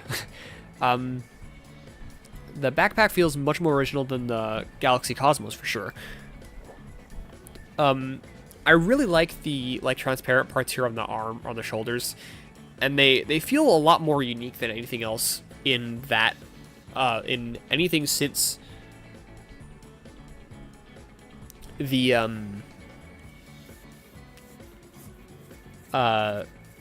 the original Build Strike. I hate EG. I actually like the EGs. They're neat little kits.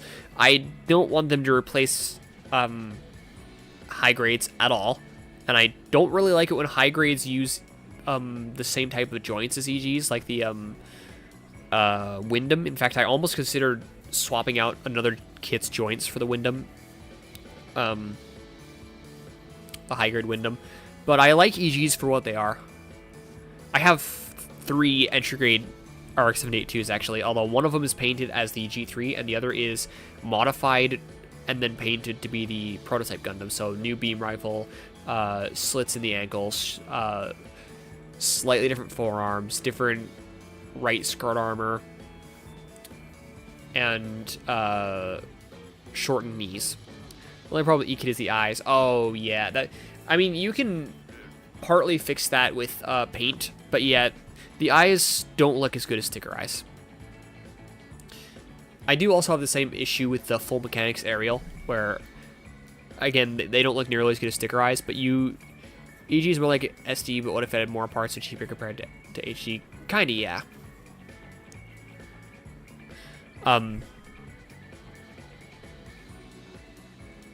They were hollow out to make the blacks around the eyes, yeah. They definitely could have approached that a bit better, but overall I do like entry grades, and I think this is a really neat design.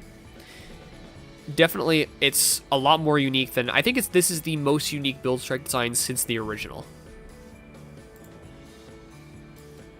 Maybe it's as unique as Star Build Strike, but I like it. I think I'll put it... Come on. No. There we go. Okay, Gundam Leopard Da Vinci. From the side, yeah. They should have chosen a different way. Leopard Da Vinci is a beautiful name. I still want a model kit of it. So I'm not gonna lie. I'm trying to approach this without being kind of annoyed. So my main problem with it is just that I'm really annoyed that we have a kit of this and we still somehow don't have a high-grade Leopard. And they designed this in a way where they couldn't really use the runners of this to make a high-grade Leopard. And I don't like that. But I'll try to ignore that and just focus on the design. It does feel like something that a modeler could realistically do with putty. It feels definitely more compact and more modern proportions than the Leopard, which honestly I don't like as much. But the fact that it like sort of keeps the armaments of both the it keeps both armaments of the normal Leopard while also adding a standard rifle is pretty neat. It definitely feels like a pretty militaristic Gundam. It's definitely one of the more grounded ones, particularly for build. And I like that quite a bit. The red eyes are also pretty unique. So I will give it probably there.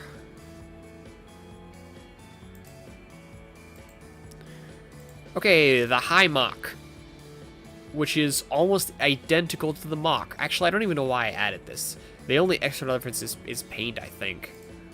Paint color. Let's see. Yeah, I don't even know why I added this. I should have just added one or the other. The high Mach goes right next to the normal Mach.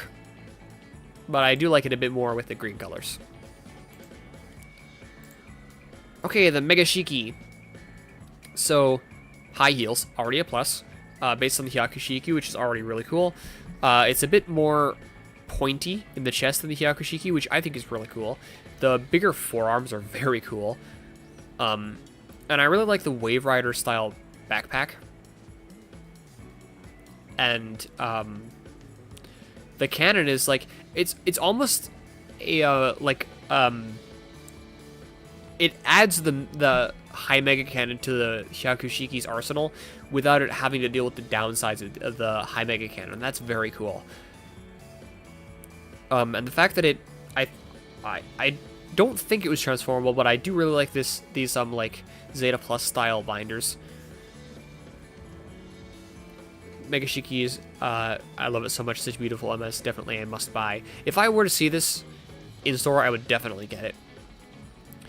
The color looks nice. Yes, we don't see a lot of like this purple, and that's a very neat choice.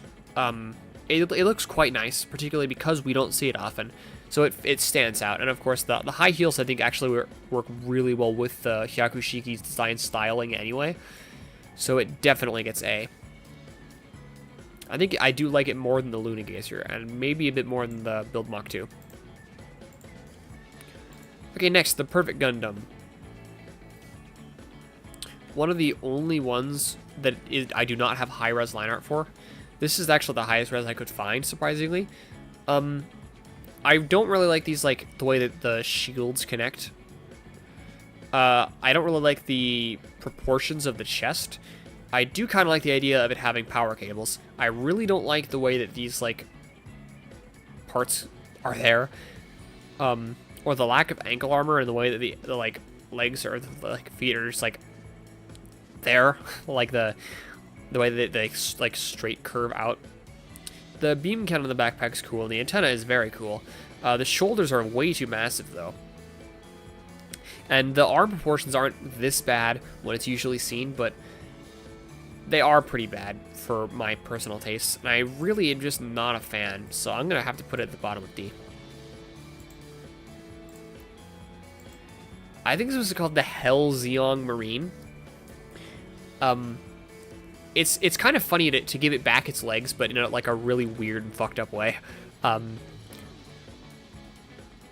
There's the Woundwort ornament even. I have it. It's like, I think it's pretty neat. When I first saw it, I didn't really like it that much, but it's grown on me since. But the tentacles are pretty neat. Definitely an aquatic weapon. I do also like these, like, Zagok, like it's like they took a Zagok arm and just, like, really stretched it, and it's got 3 of them. And it's very weird, but I like it quite a bit. And it was also very impactful in the show. This is a Kraken, yeah. Also the nails. Fit the Zagok style pretty well. And then the bit of red, I think, complements the purple very, very well. I like the purple and red combo. I'm not too big a fan of how this is so simplified, but I mean, it's not horrible at any rate. So I will give it...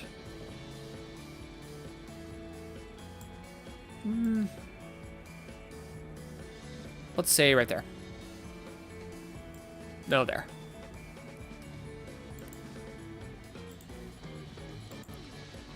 Okay, the ZZ2 or double Z2 or double Zeta 2. I'm actually not sure because I don't think they say it. I don't remember if he says the name of it when he like pilots it, but I do like this a lot. I already really like the Z2. You know, with the very extra high heels. And then this it's interesting how it doesn't feel exactly like the double Zeta, but it really does, compared how do I phrase it? The way that the Z2 is compared to the Zeta, this is to the double Zeta the same, if that makes sense. And I do really like that quite a lot. These shields here, being on the backpack is a really cool design choice. I also really like these, like, thrusters here, and the way that the legs, the knees, like, come up. As well as the like pointy chest and the very Zeta-like face. Very cool. I'm always a big fan of Zeta-like MS. And why is that so... What on earth? That's better. So definitely I will give that a nice high spot there. Actually, I think I'll probably put it there. That's one of my favorites. The Discord server. Oh, cool.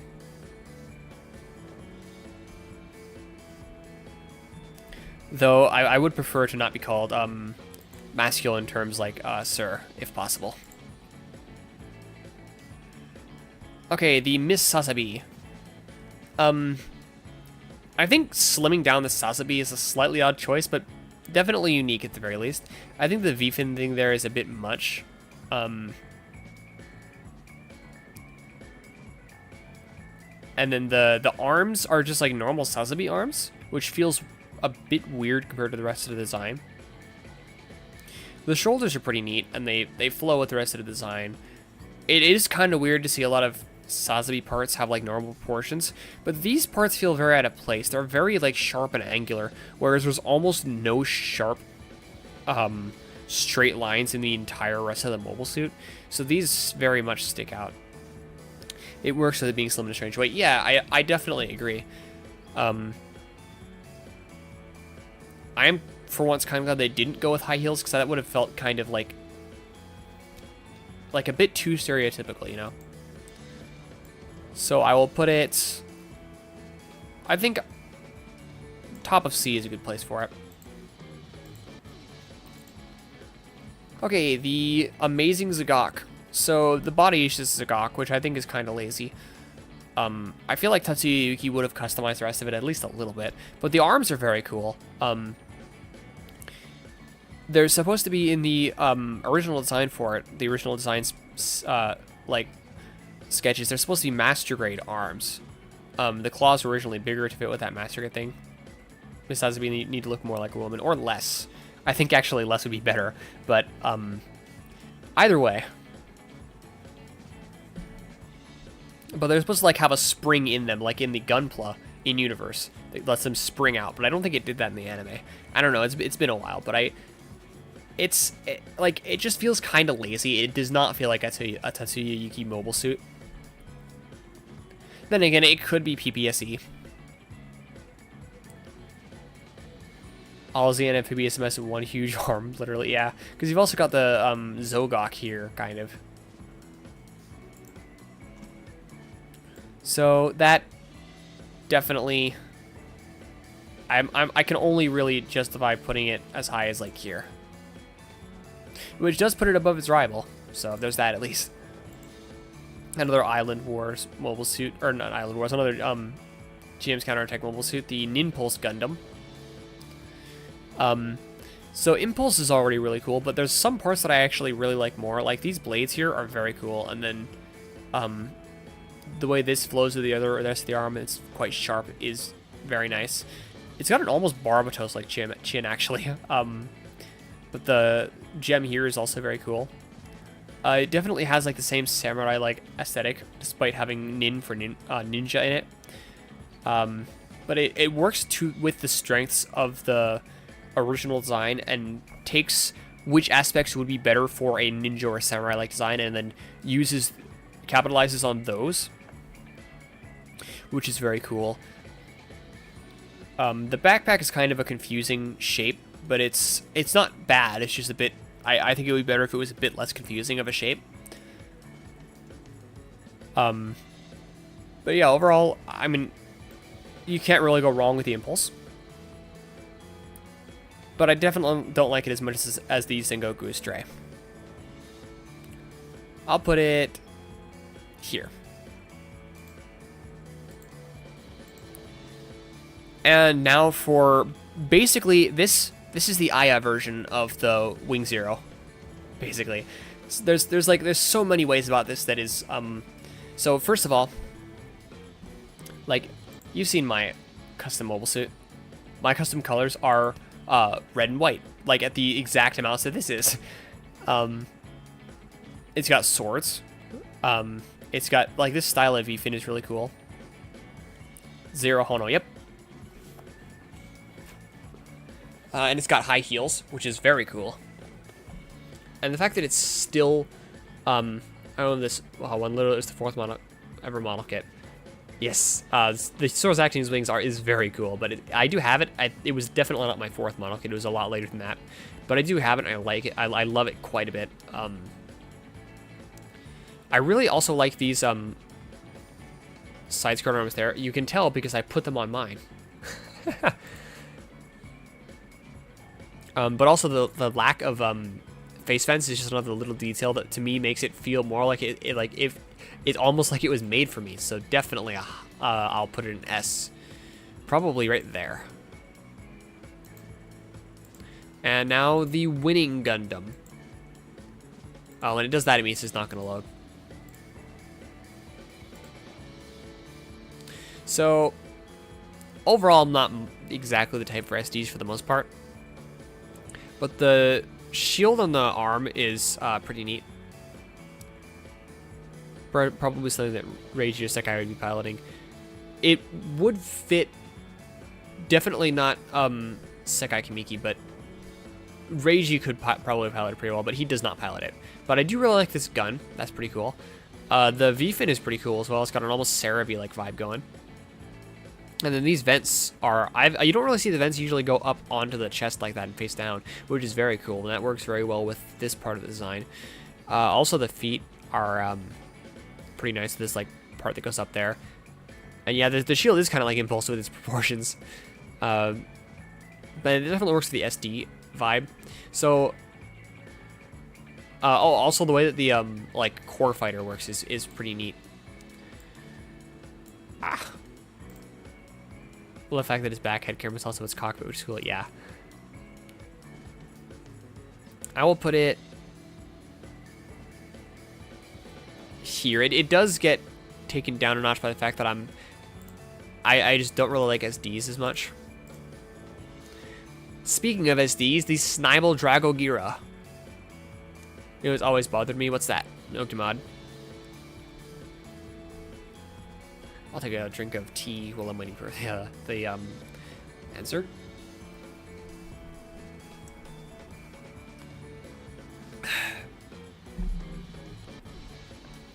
So, this was very cool in the anime. It definitely made a good impression. But, again, I'm not the biggest fan of SDs, and then, like, it's kind of weird. And, like, I can sometimes like weird things. Angry Gundam fans who hate SD Gundam because I think it's somehow offensive that a serious show with major political and war overtones is a cute chibi version. You should make them angrier by sending them the Gundam X Hello Kitty OVA. The Japanese don't have a problem with. Why should we? Yeah, exactly. Yeah, just send them. Anytime they just spam send them the Gundam Hello Kitty crossover OVA. But this is a neat design. But I am going to have to put it in D. But at least it's not in the last place. Okay, and this is, in fact, the edited line art. Because despite the fact that the Turn A Shin can, in fact, use the O-Riser, it actually... There is no, even in the model kit form, it can, and it does in the source material. There is no line art of it actually with the O-Riser on its back. So this is my edited line art. The middle part is not there. I'm just, because I didn't have time, because it was literally when I realized I forgot this and decided I wanted to edit the line art so it looked a bit more build-ish. I love the face compared to the standard one. Equally, it looks much more modern. I hate the face compared to the standard one, actually. It's like, it's too normal. I love the Turne's face, and I hate anytime anybody changes that about it.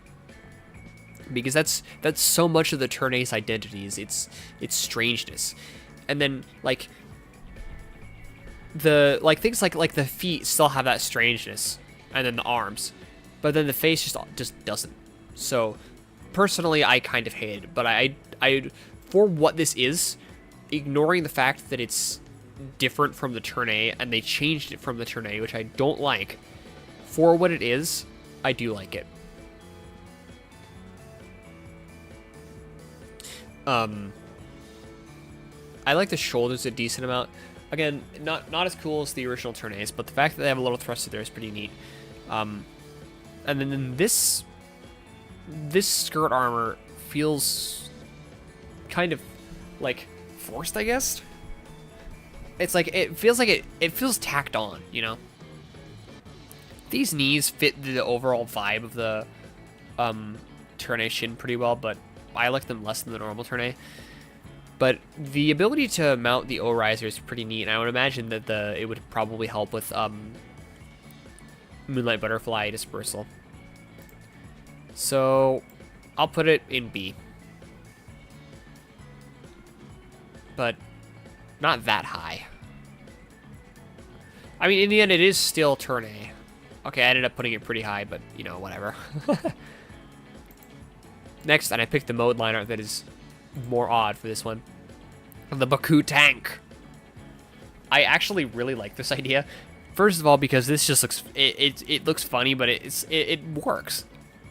And then also the idea that it, like, has a normal mode where it's, you know, more normal makes sense. The missiles on the back are pretty cool. They're a very good addition. It's sad that this didn't last very long. But I do like it quite a bit. It's nice that it has like these like thrusters there on the tank because so that way it can go in space. So I will put it at least in C. No, I'll put it here. It gets a B not because it's actually a good design, but out of love. Okay, the Kamiki Burning Gundam. Fun fact, when I was younger, I had I was told that I could get one Gunpla bought for me, and I had to choose between the Tri Burning and the Kamiki Burning, and I have no idea why I chose Kamiki Burning, because I like the Tri Burning more. But for some reason, I chose Kamiki Burning. And I've regretted it just because I would have preferred Tri Burning, but I'm still very happy that I got this one. Right now, I have this like little toy of Baby Yoda, and he's like, right now, you can't pose the Baby Yoda, but he's like using the Force, but I have the Kamiki Burning doing Seiken Punch right next to him. So it makes it look like Baby Yoda is also doing that. So right now he's Baby Yoda's master. So that's great. But it works very well for Sekai Kamiki. I feel like it's nice that it goes back to its roots of Shining Gundam with these like dark lines. And then I like the way that it's like the legs feel like a gi, a martial arts gi. And then these parts were kind of a pain in the ass. I don't remember how, but I remember that they were. I think I tried to take them apart so I could paint them gold, and it was a pain to take apart. Maybe I couldn't. I don't remember. But I do remember this was a really good build, and even this is like very similar to a martial arts gi because it reminds one of a black belt being tied there. The sword is nice too. You wouldn't expect it because previously none of his Gunpla have had weapons, but it makes sense because he's only bad with ranged weapons. And this thing had the Gunpla even has excellent pulsability. These particular clear parts I feel are kind of odd, but I sort of like it quite a bit. But I do like it less than any of the other build burning based mobile suits. So it does get lower. I'll put it at the very top of B.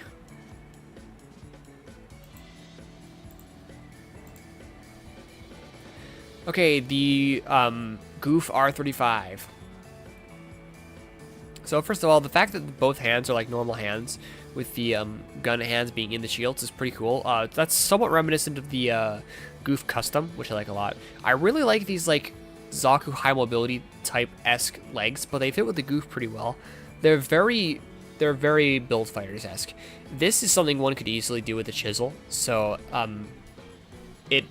it's something that makes sense that it would be on Mr. Al's Gunpla. And the heat swords being more like beam swords and sword here is also very cool. There's not that much else to say about it though. And I will put it here. No, here. Next, the Hainu, I don't know if it's Vrab or Vrabe. I'll just keep saying Vrab because I feel like that's more likely. First of all, high heels. Again, for so this one also, it's almost like if the like the Aya version of the Hainu. So I really like this like extended pelvis armor, particularly with this like tasteful panel line with the light there. The fact that there are like swords here is very cool, as well as the more deliberate wing shape of the funnels. The head is also very, very cool. I really, really like the head with the wider reach in there, and then also that. The shoulders, these are some of my favorite shoulders in all of Gundam. Overall, particularly the fact that it has a Trans Am-like mode, I absolutely adore this one, and it is an easy pick to put in S. And I almost want to put it in the top space, but I will put it just there instead. Okay, how close are we? We're getting pretty close. Okay, the Gym Sniper K9. Definitely a fan favorite. The reactive armor is very cool. Including the manga as well. I mean, yeah, this is from a manga, or photo novel. It's from a photo novel, but... And then I also previously included other things from the mangas. Yeah, I like to have a good spread. I even included something from Metaverse that is more build fighters related. But it makes a lot of sense for the like support drone, and also it's gonna be a lot more stealthy than something that's like literally a drone that flies in the sky. So that's very cool. And it makes a lot of sense for a sniping one. Exam system and dog backpack and pistol. Yes, the pistols are very nice in this one. But it really I forgot the name of the like brothers that piloted the system, or there were three of them, I remember, because of the battle log, but I forgot the name of the pilot and builders. But it really does a good job with their preferences for militaristic mobile suits, and it does that perfectly. So I'll give it a somewhat low, but still, it's A tier, so that's still good. I'll actually put that there.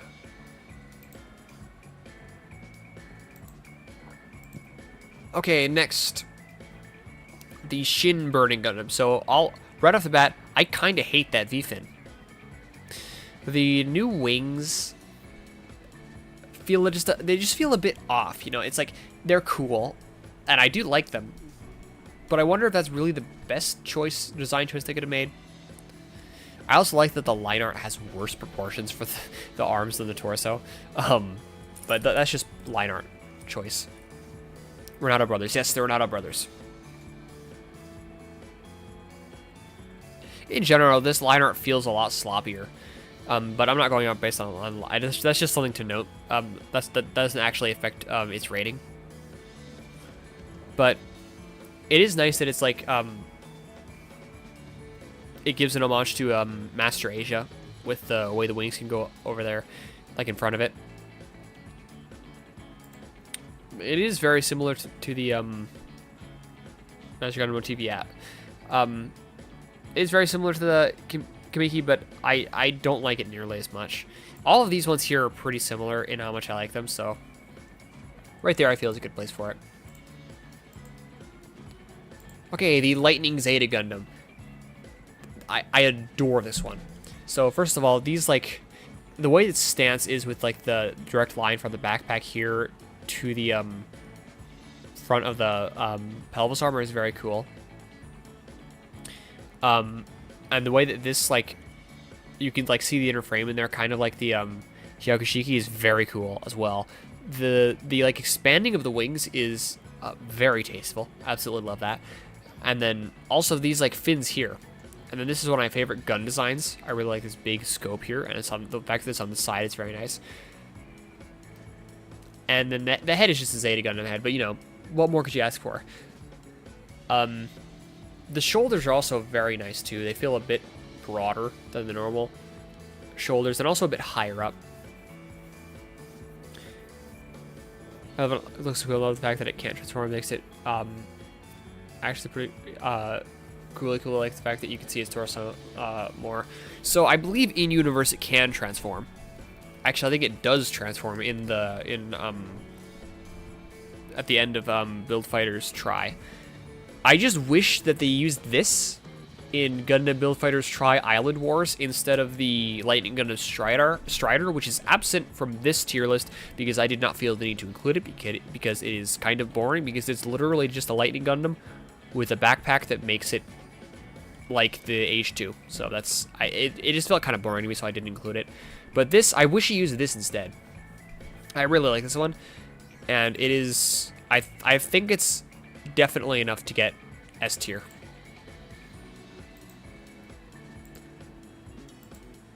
But yeah, the kit the kit cannot transform, and a lot of people complain about that. But you know what? If you really want it to be able to transform, make it happen. It's Gunpla. You can do it yourself. Okay, so this is specifically the I think it was Easy SR1 Intruder. But for the purposes of this tier list, it represents all three of the Easy SR units because they're mostly the same. So this represents all three designs. I'm just only using this one because there's not really a point in having all three of them in the tier list, and that would just clutter it up. Gunplay is random. Yeah, exactly. Not to mention, realistically, nobody would actually be storing or like displaying the Lightning Zeta in Wave Rider form. And they're not toys. They're not like for playing with. You can, but that's not really the point, so I don't really see it as a valid criticism of it. But anyway, this is another one that has a nice militaristic feel. Particularly with like all three working in tandem. There was also a very nice and a very impactful and memorable is the word, scene in the anime. I really like the way that this like flows there. And on the back as well, that's really well done. This almost feels like a hoof a little bit, but it not quite, but almost. And then these like gauntlets here are also very cool. I like this one much more compared to the EZ8. So do I. I do still like the EZ8, but I do like this one more. This V-fin is also very cool, but also the one with the dome head having a more like angular face is very cool. Not to mention the dome head itself is quite cool, and the cannon on the backpack of the EZSR2. So this definitely gets put in A tier. I think I'll put it in a pretty high A. Probably, like, well, maybe not that high, I guess, there. But I also like to see the Foxhound since that one was just a nice looking. I agree, but I decided not to include the Foxhound because I didn't want to include the EZSR series and Foxhound, so I had to pick, and Foxhound was actually in the anime, so I did decide to go with the EZSR series instead of the Foxhound. Let me zoom that out a bit. There we go. Now we can actually see a bit better. Okay, the actually I want to do the this one a bit later. Particularly, I want to do it after the well, no, I guess it doesn't matter. I'll just do it now. So the Crossbone Gundam X Jumao. So I actually like this more than the Crossbone X Mao. Compared to a lot of Tri-Island Wars ones, which felt just kind of like rushed. This one feels very well-rounded. Or no, this one wasn't Island Wars, was it? This was Jim's counterattack. But these parts on the arms are on the shoulders are very cool, as are these on the legs. They feel like thrusters, and the arms too, almost like avalanche eggs. Yeah, but the fact that they can like all like be part of the full burst mode is very neat, because it's like almost like a dual use system there. And then the X is also, I think it's kind of like larger. And if I remember correctly, I think it could be used for either satellite cannon or the full burst mode. I don't remember for sure though. It's been a while, but this actually doesn't feel as slim as the original, both in animation and especially in the line art. But in that regard, it feels more in line with the original. Why the Crossbone look awesome? What you mean? Well, I just at first I was saying I wanted to do the Crossbone X Mao before the X Ju Mao, but then I decided I'll just do that one when I get to it, and I'll just do this one now. So don't worry, the Crossbone Gundam, the Crossbone X Mao is definitely on here. But I think I do for sure like this more than the original Crossbone Gundam X Mao. I think enough to put it right there. Okay, the Cathedral Gundam.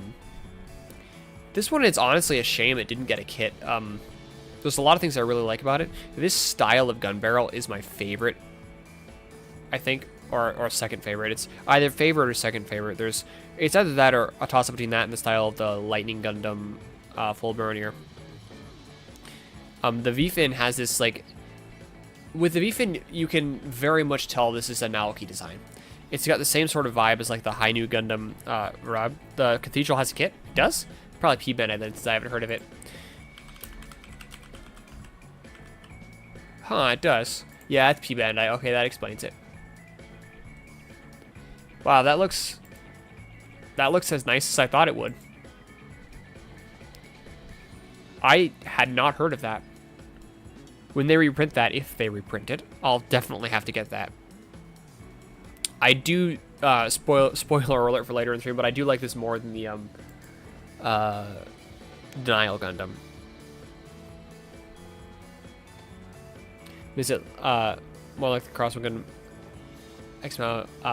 So cool is trying to get it to stay. Yeah. But this shield is pretty cool as well. The backpack, like the wings there, are very cool. I'm not a big fan of like the bow mode, like when it combines with the like rifle to become a bow. But all the gold is very eye-catching, and then the fact that like the center of the V-fin here is gold, but not the rest of the V-fin is gold, is very nice. And then the way that this like there's like this, so there's like the circle part of the head, and then there's this part that goes out and it's not with that circle, and then there's also this one is very nice. And the way that the vents interact with this center bolt part is very cool. The fact that the wings can transform into a bow. I can definitely see somebody liking it. It's just not personally my thing. And then also the way that these like the thighs are like thicker than the lower legs. I don't know what it reminds me of, but I do like it quite a bit, as well as these vents here. So I think I barely like that enough to have it in S tier. Maybe a bit above Transient Gundam Glacier. Okay, next, the G parts. So this one it's a bit hard to compare with others because, like, I mean, it's based on the G Fighters. It's such a different design, but it's a lot better than the G Fighter. So I do like the way that it has this like this almost like B2 Spirit like wing pattern. And these vents here are also very nice. And then all of these missiles are, they're cool, but I do think that would definitely have a negative effect on its stealth features. But I don't really have that much else to say about it. And I'll put it here.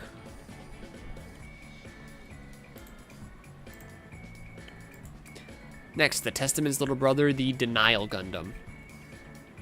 Some parts I actually like more, like these side skirt arms here. I love those.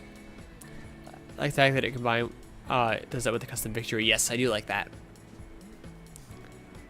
But the legs are very similar to Cathedral Gundam.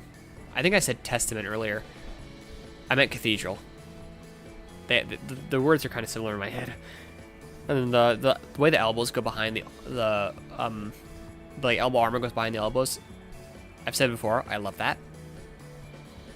And a lot of the other things I like for a lot of the same reasons as the Cathedral Gundam, but I don't like it overall quite as much. But I do like it enough to give it a pretty high A tier. And then second Naoki design in a row. The Amazing Strike Freedom. So this one definitely has a lot of things that I really like about it, like the red shiny inner frame and the fact that it like combines like the High Gundam or the High New Verdab's wings with the like binders of the Camphor Amazing. I really like these like knees with the vents there. And then these front skirt armors with the thrusters and vent is very, very cool. This like little bit under the cockpit there, I don't know what it's for, but I know that I like it. And these shoulders almost feel similar to the Ice Gundam, which is always a good thing. And this is gonna have to be another S tier, but I do like it less than the High New Gundam that it's based on. And now the Shia Quanta. Some parts, there are definitely parts that I like a lot about this. Like these parts on the knees are very tasteful. I like those a lot. I like the Denial much more compared to other Sekai SMX. It feels like a monster when it goes in its burning form. Love the Harrigas. The Harrigas is very, very cool. But I do still like the Cathedral Gundam just a bit more.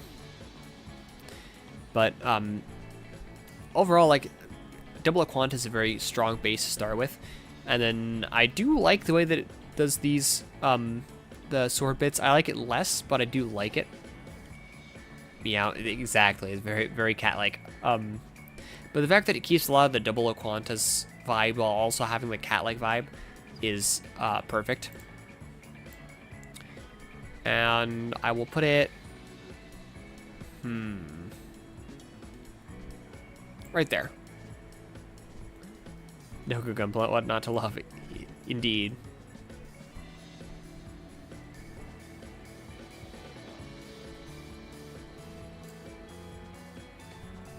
Okay, and then I'm trying to like not cut off part of the thing for you while making it so I can actually see the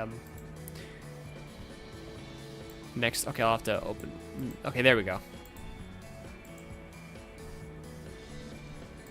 And it did that. Okay, again, you guys can probably already guess about this. I absolutely love the XA Amazing. This is the other Build Fighters Master Grade that I would like to get, even though most Build Fighters Master Grades feel weird to me. I actually really, really like the shield compared to the original Exia shield. The sword is very cool. The shoulders are some of my favorite shoulders ever, which is why I stole them.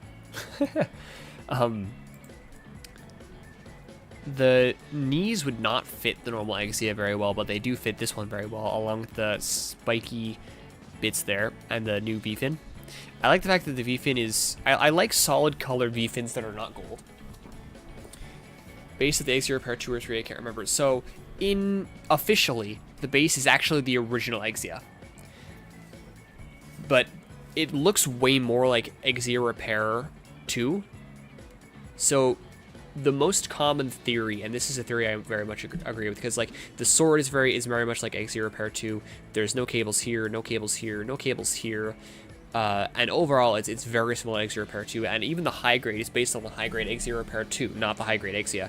So the most common theory, which I also agree with, is that it was due to internal company policy, or like not policy, but internal company politics, with them being told that they couldn't use any Season 2 Gundam 00 mobile suits until after a certain, because they like didn't want to take away from it. Love they did a reference to Double Quant at the beginning of this, especially the fight against the F91. Yes, although I will say that I did not include the F91 with this tier list, simply because it's literally just the recolor. But, so, I'm pretty sure that them saying that it's officially based on Exia and not Egg Zero Repair is how they got around wanting to use Egg Zero Repair 2 and not being able to. So I don't like this as much as Exia, and especially not as much as Egg Zero Repair 2, but I do still really, really love it, so it does get S tier. Probably there.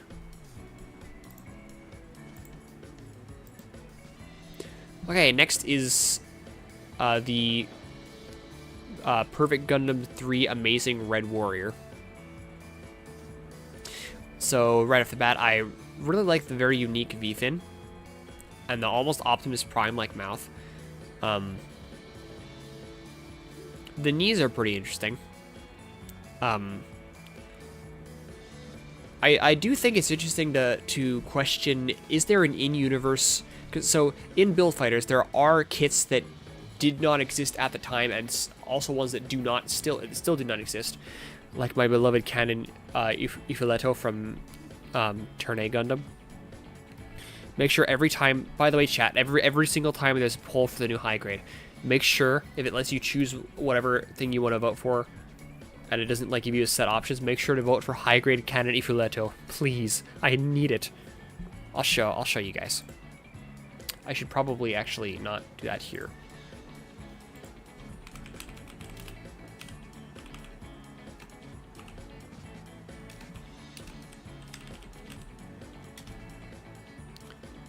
Gundam Mach 3 exists. Well, it's not Gundam Mach 3, it's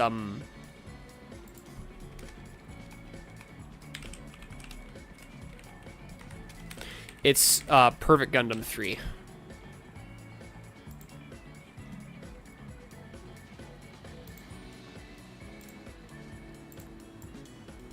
I'll have to zoom in on it, but maybe I shouldn't.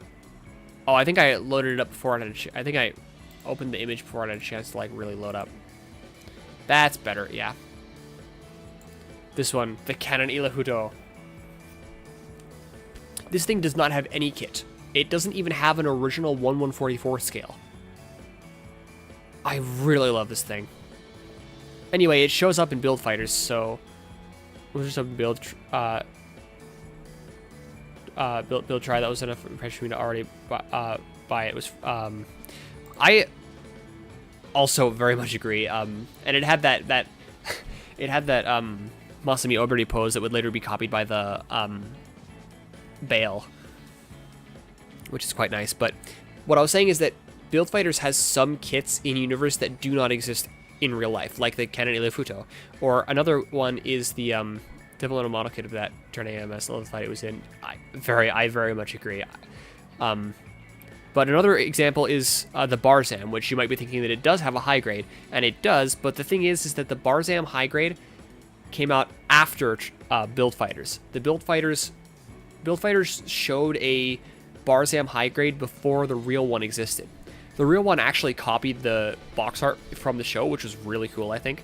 But so because of that, there is a possibility that a high grade Perfect Gundam 3 exists in universe, or there's also the possibility that Tatsuyuki modified a high-grade RX-78-2 to resemble the Perfect Gundam 3 in his creation of the Perfect Gundam 3 Amazing Red Warrior. But anyway, its Gunblade is another one of the things I really, really like. That's one of the main reasons that I got the high grade. I love the Gunblade. And then also this small shield on the arm. So this is, I don't think it's quite enough to get S though, but it is enough for a very high A. And then the Exia Dark Matter, Amazing Exia Dark Matter. So most of it's the same as Exia Amazing. It takes the Amazing booster and turns into the Dark Matter booster, which I will actually edit this line art into the Amazing Exia's line art, because the line art for the completed Exia Amazing with the Amazing booster actually does not have, it doesn't have a high-res line art, at least uploaded online, that I could find. But this had a very intimidating impression, especially with its 2 swords here. But honestly, it definitely gets a lot, like, it's still enough to get as S tier, but I'd like it a lot less than the normal Exia Amazing. Look at the backpack could transform into a bird equal like 2 gigantic swords, fire nice abilities, equally the feet are so sharp. So the bird ability, actually the normal Amazing booster does have, I believe. I think so, I'm not sure. But yeah, the fire and ice swords are definitely unique to the Dark Matter.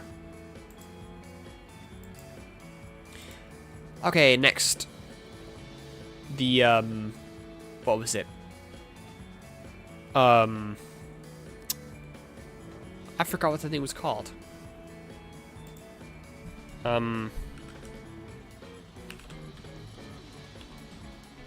Kubile Papillon. I was searching it up, but then I remembered. So the Kubile Papillon is very cool. The clear bits were a very standout aspect of it. I really like these parts here, which are pretty unique to the Papillon, and then also the like red markings. You don't really see that with these kind of with Gundam designs for him, which is probably why this thing doesn't have a kit, honestly, despite the fact that it's fairly similar to the normal Kubile. But also this like V-fin like part and the chin give it a very intimidating appearance, as it should have. And it made a very big impression, destroying enemies seemingly magically.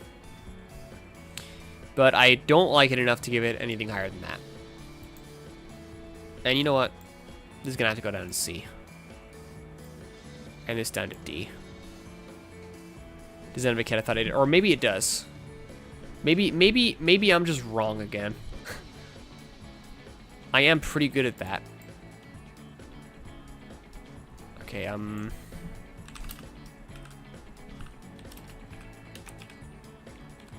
it does. I wonder...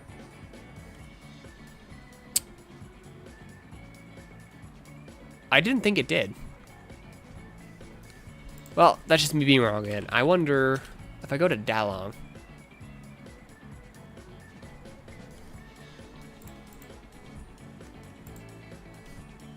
Oh, it's gonna be build, obviously. I don't know what I'm doing.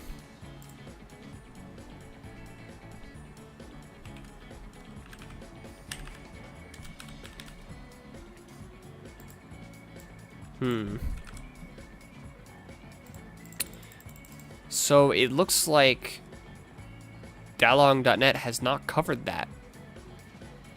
Oh, it doesn't, that's weird. I guess I spelled it wrong or something. Huh, so those are actually, are those parts separated?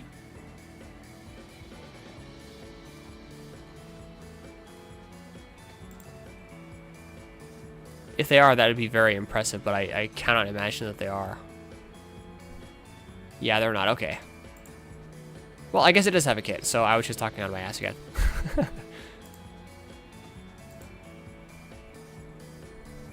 But now the Dom R35. I actually really like this one. Truly, it is what if Rambo Rao got his Doms and then customized them in Build Fighters. But the shoulders feel a bit longer The Commander antenna is pretty nice, a nice addition to it. It feels almost wrong on a Dom head, but somehow it works. The thrusters here are nice too. They almost remind me of the ones on a Balut system. And then the shields are, I feel like the shields are, they feel almost similar to the like equivalent, I guess, to the leg parts in the original. And it really does almost feel more like a goof than a Dom, but not quite. Definitely not as high as the goof R35, but I'll probably put it past all these ones that I really love, right here.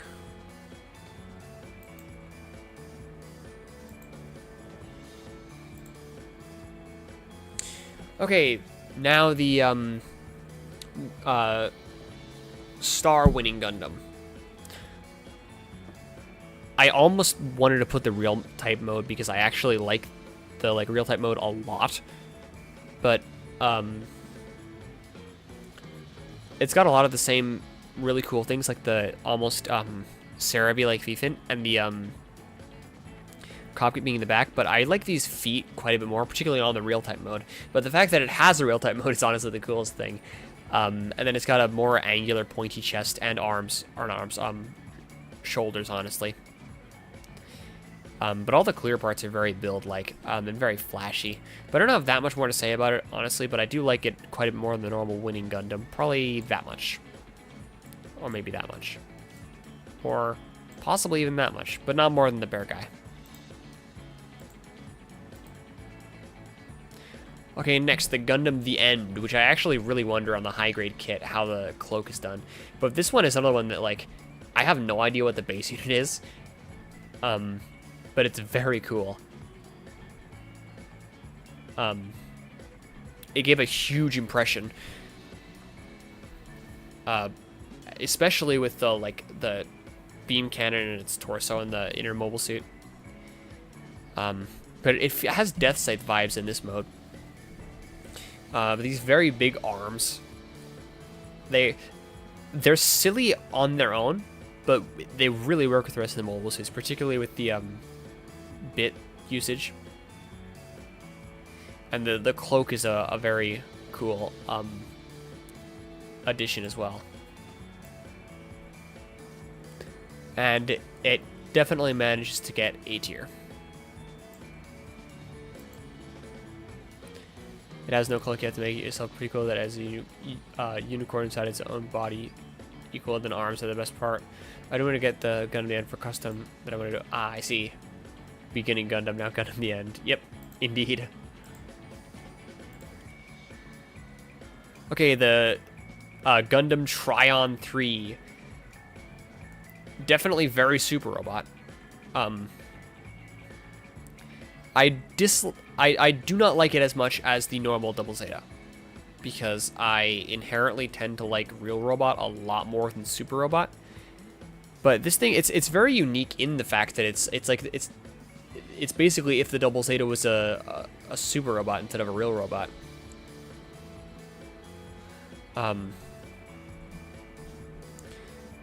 I really like the V-fin because it really works for the whole super robot thing. I don't have that much more to say about it though, and it gets a fairly strong place, all things considering, in B tier.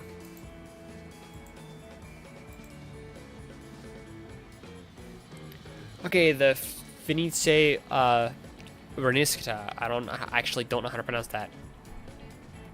The love letter to super robot itself. I love the themos here. Yes, very much. I almost don't want to like this as much as the normal one because like it doesn't have the same cool asymmetrical aspect as the normal one, but I just can't help myself from liking it a bit more. It's got all the things that I like from it, other than the symmetrical repaired aspect of it. But the the wing shape is like more sharp and angular than the normal wing Gundam, and then the shoulders are bigger and very cool. And then it's got it does have a shield now, but it keeps the beam mantles, which is very, very cool. The knees are also quite cool, and especially these ankle armors. I love the ankle armors. So I Sometimes I like the normal one more, but sometimes I like this one more. But right now, I think I do like the normal one more right now. Or I think I like this one more right now, I mean. Just a little bit more. They're very close, though. And then the Wing Gundam Fenice Libra, which I really like these parts here. I don't really like this part, this like weird hip wing thing compared to the normal wing. The Meteor Hopper mode was kind of odd. It was kind of cool, but also kind of odd.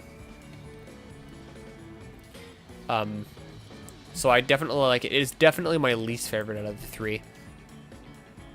Motorcycle Gundam, yeah. I think I'll put it right here.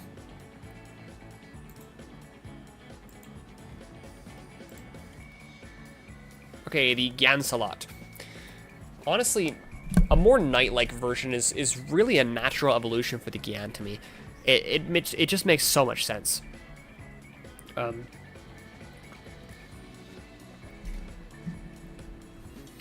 then the it really does the knight aesthetic very well, even while keeping the normal Gyan colors.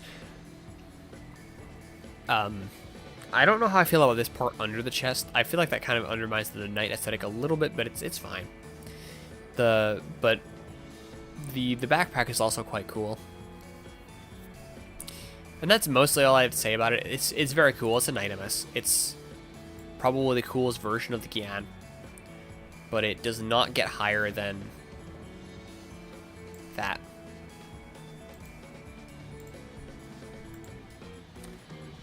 However, the Gyan Vulcan, on the other hand, I forgot about this. This is the cooler version. The Gyan and Seed Freedom is so much better. I actually don't like the Gyan and Seed Freedom as much as the normal Gyan, personally. The Gyan, if you did it properly, like, now that's gorgeous. Backpack kind of reminds you of Dunbine. It is kind of like Dunbine, but I actually like this one a bit more. These shoulders are very cool. The machine guns, it's interesting to take a slightly more ranged approach with a Gyan. It's also interesting that this one keeps at so much of the original Gyan design. The beam sabers in the shoulders is an odd choice, but it works.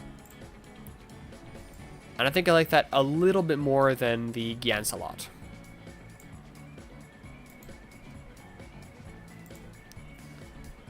Okay, now the amazing, full amazing Strike Freedom Gundam.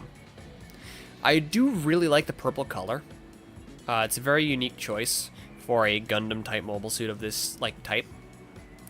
And of course, I love the GN sword there. I do think the design is a little bit of a clusterfuck, though. Just a bit. It does keep a lot of the design from the... that is the amazing, full amazing Strike Freedom Gundam. The final evolution of the amazing Strike Freedom Gundam. Combining aspects of the Zaku Amazing, the Hainu Verab, the... Exia Amazing, the Camphor Amazing, and of course the Strike Freedom Amazing itself.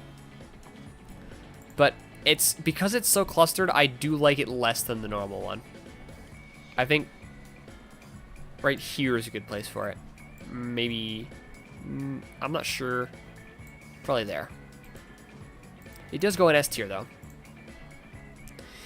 And then the Abigor Bind. So you want Dunbine, do you? That was he smoking. This looks beautiful. But still, Jesus, when people say a Full Armor has more weapons to show than this. Yeah, indeed. That is a lot more weapons than Full Armor Unicorn. But it is nice that, first of all, it is nice that they went with an obscure mobile suit from Victory Gundam in the first place. For anything from Build Fighters.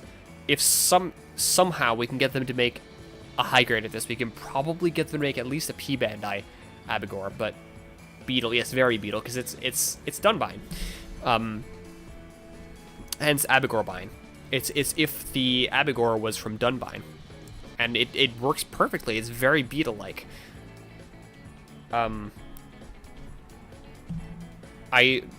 don't actually like it very much compared to the rest of these, but that's just because the rest of these are like really, really good, so it has to go in C. I think I will move the Mach Brothers down to D, though. And I might have to move him down to C. And then finally, ending off with a strong one, I believe. I'll just double check to make sure it's ending. Yes, ending off with a strong one is the Gundam X Mao. Or Cross-One Gundam X Mao, whoops. The Cross-One Gundam X Mao. So, sucks they never had a model kit for this. It would have been pretty good. They didn't? Oh, that sucks. They should have. So the high mega cannon in the head is a nice choice considering his earlier preference for heavy artillery with the Gundam X. I have mixed feelings about the bones here being like used as weapons, but it's not bad at any rate. And then also the carryover of the shiny purple parts. To me, the biggest drawback of this design is that it's based on the Kotoki redesign, which has some things like this being just flat like that instead of like angular like that, like in the original. But the skull and the chest really is the highlight of the design, particularly that one mono eye highlighting up one of the eyes. I love that. It's very, very cool. That's a Cross-One, like, I'm not even joking. Put this in the actual Cross-One manga, people will not even look at it at night. They would look at it twice. They would happily accept it as a Cross-One unit. I think the satellite-based things are the only possible reason they might not. But yeah, they probably would. It really does fit in quite well with the original Crossbone. I will definitely putting this in A. Probably right barely below the Crossbone X Jumao. The Crossbone X Mao does have an HG. Okay. I thought it did. Maybe they were talking about the Abigorbine in that case. Ghost Gundam or Phantom Gundam, your opinion? I really like both of them. I think I do like the Phantom Gundam more than the Ghost Gundam, though. But it doesn't matter because the Crossbone Gundam X-Zero is cooler than either of them. The X-Zero is definitely my favorite Crossbone Gundam, which is why I hate the fact that they always make Crossbone Gundam X-Zero stuff P-Bandai. But it is what it is. So, I do think this is a good tier list. Might want to put Cathedral Gundam just a bit higher. Yeah, maybe put him down in A. Yeah, this looks like a good lineup. I don't think there's anything I want to change, because I might. These two are really close, honestly. I actually only found out today that this thing has a high grade. I don't think there's much I want to change, because usually I like shift things around a bit. There's not too much. Because like, as I'm putting things in, like after I'm done, I'll realize that actually maybe I do like this one a bit more than that one. And part of that is the fact that my opinions change probably faster than they should.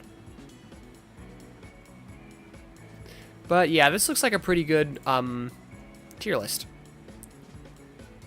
I'll put this one in D for besmirching my beautiful turn A. No, I just still like it quite a bit. I just think it's a downgrade in every way compared to the turn A itself. But so for those who aren't familiar with this series, I've been doing these tier list series for a while now. Actually, for those watching on YouTube, I believe I have a link in the description for my like my overall like, what's the word, playlist, my playlist of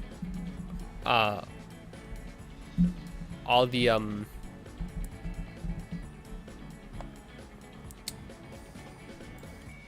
tier lists so far. And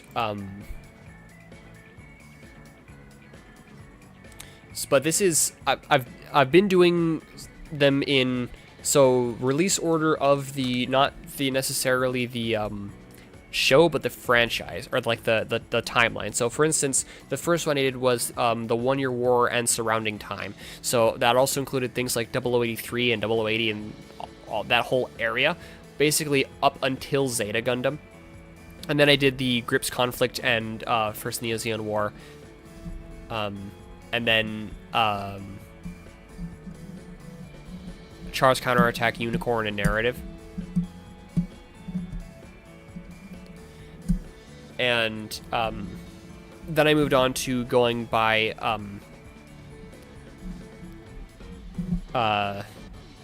what year the first show in the timeline was from, which I guess I didn't in the first place too. But so I'm almost done with the series actually, because overall, Build Fighters was released fairly recently in the grand scheme of things. But so basically, the last stream in my Build Divers next. Let me check what's next. I do have the Build Divers MS already in a folder, all their line arts.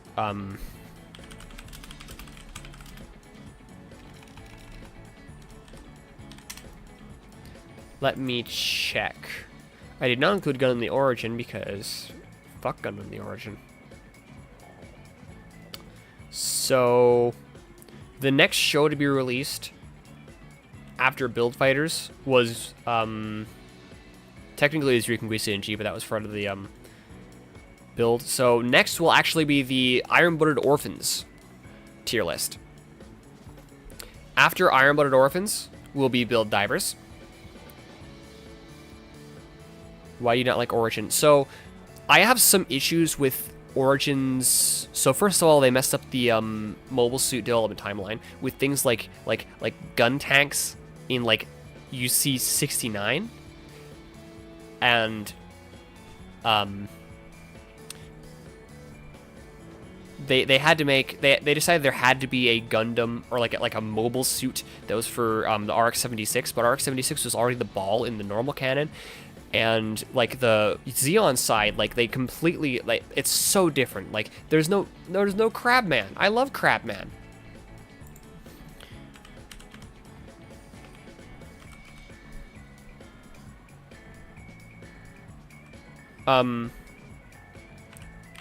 My beautiful Z-ish XA3 Crabman. Let me show you guys a picture of my beloved son. I've been waiting for a high-grade Gundam of the Origin WAF just so I can steal parts of it for this beautiful lad. I love the Crabman. The series, the game, MS, all that IRB and stuff. Yep, it should be probably as big as the Build Fighters one, honestly. But such problems, I don't like the fact that they did some specific MS, they got rid of others and added us that don't have to be there. That's not my only issue. So I do like the character art, but I absolutely despise most of the redesigns for the mobile suits, particularly the Zaku's. I hate Origin Zaku's. Origin Zaku's are the bane of my existence. They also, other things they messed up mobile suit development timelines for is the fact that there's like, I always saw Origin as alt UC like the manga. It definitely is, but I still don't like it for those reasons. Like high mobility Zaku's in the Battle of Loom makes no sense. But then also, Kukudo's Dome Island design. It's not as bad as the rest of the Origin designs. And overall, I did enjoy Kukudo's Dome's Island, but I still don't like the Kukudo's Dome's Island designs very much. I actually did like the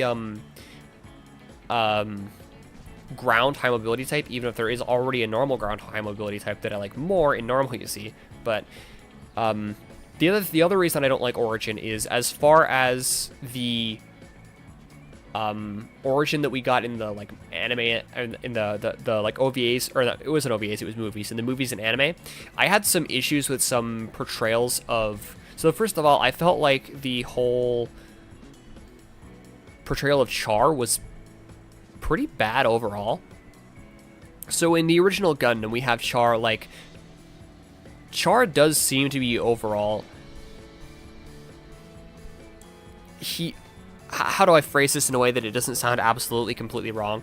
So It doesn't sound like it, but Char is loyal. The reason that one of the main things he's remembered for doing is betraying, is because he was never actually on Zeon's side to begin with. He was never on the Zabi's side. The whole plan was always to kill all the Zabis. And even Garma, who is one of the Zabis, that was like his life's purpose was to kill the Zabis. He didn't even actually technically kill Garma. He just allowed Garma to die and didn't save him. And even that he seemed to regret. Then we have like in the revolt at the military academy. We have him like getting Lino killed because he knew his identity as Casval, or even the way he became Char as like intentionally getting the actual Char Aznable assassinated by the Zabis. That feels like a wild mischaracterization of Char to me. That he's like, in origin, he's like a cold-blooded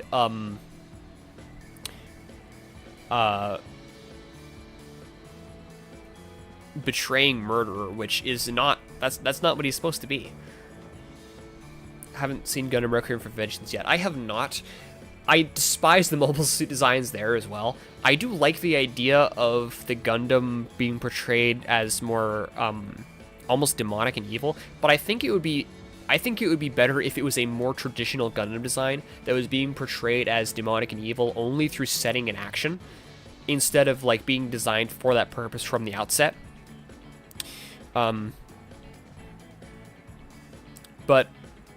my two positive things that I'll say about Requiem for Vengeance, bringing the assault gun tank back, I don't really have a strong opinion about bringing the assault gun tank back either way.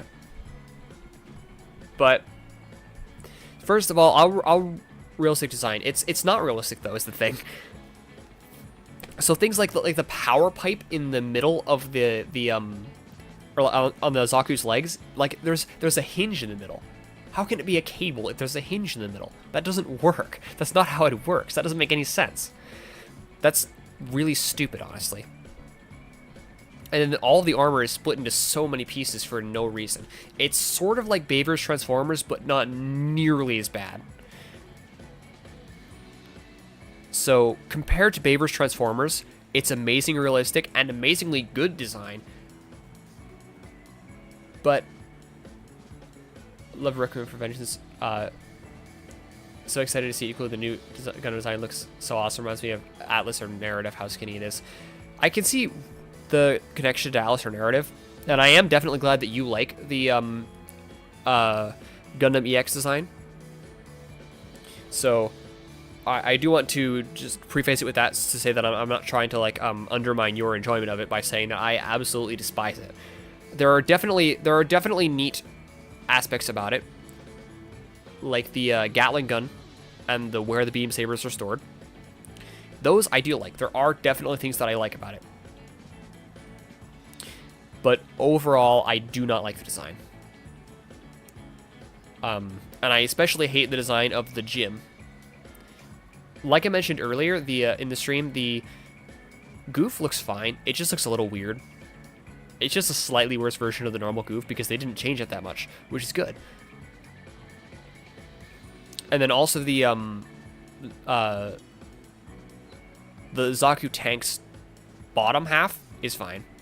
Easy people have their own opinion no matter what. You should respect it or respect ours. Thank you. So the other positive thing that as far as the story of Requiem for Vengeance, I'm not passing judgment yet. I'm going to wait until I see it, and overall pass judgment on, for the most part, the entire show. For now, I can only say that I do not like the mechanical design at all. In fact, I kind of despise it. But the other thing that I'll say about it is that the other two good things I'll say about it is, for one, they're trying something new. That's good. Trying something new is always good.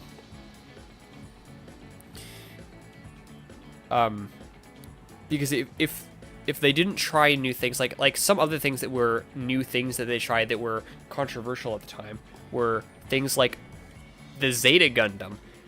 So whereas you'll hear a lot of people like getting really like, oh, this isn't real Gundam, and there was a lot of that with Witch from Mercury especially. People said that about Zeta when it first came out. So that's like, that's really funny now with like with what those like Gundam gatekeepers will say. But so it's always good to try new things, and this is them trying a new thing, and that's good. And also, this will bring more people to Gundam, and that's also good. It's a way for them to find out about the franchise. So even if this absolutely is horrible, if people find out about the franchise through this, and then start watching actually good stuff, and that's saying, again, assuming that it is horrible, then it still is good for that reason, at least. And like I said, I'll reserve overall judgment for Requiem for Vengeance as a whole until I actually see it. The Fishura are Anamata. I like the Gyu more, but the Anavata is also very cool. I haven't actually read the manga yet, but what I absolutely love from the manga, though, is the Bigger Bow Torch. I will definitely... Actually, I've already No, wait. I was going to pre-order it. But I haven't yet on P Bandai. But I'm going to pre-order the Bigger Bow Torch.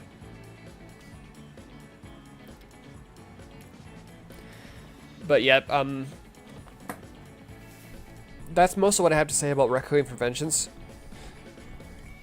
But I will definitely not be including them in any of the tier lists because they would all get a bad tier anyway, and I don't have anything nice to say about it.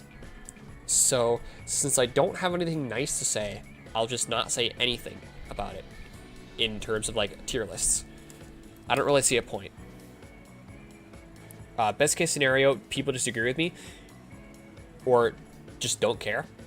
And worst case scenario, I make people upset, and there's no point in that. People who like it are going to like it, and I think that's great. I'm glad that they can derive enjoyment from it.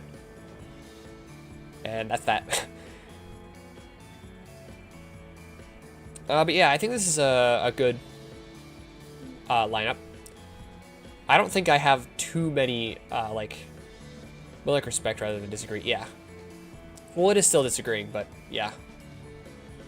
I don't think there's too many, like, hot takes here that, like, a lot of people would disagree with. Other than maybe putting the, Perfect Gundam in the last place, but what can I say? I just don't like it. But yeah, that'll be the end of this. I'll be posting the, tier list on all the places. But definitely for those who haven't considered joining my Discord server, that's the best place to interact with me and my community. And there is a decent amount of Gundam talked about there because it's kind of an obsession. And also there you can slowly have me get you into Macross against your will. But also we do talk about other things there because there's a decent amount of people there who aren't Gundam fans, believe it or not. I do actually occasionally talk about things that aren't Gundam. I know that might be surprising for some people, but I do actually manage to somehow stomach it. Gonna send a photo of your IR motor reference kit. Nice. There's a channel just for model kits, which is perfect for that. There's also a suggestion channel if you have any suggestions for just like things you want me to play or just general suggestions.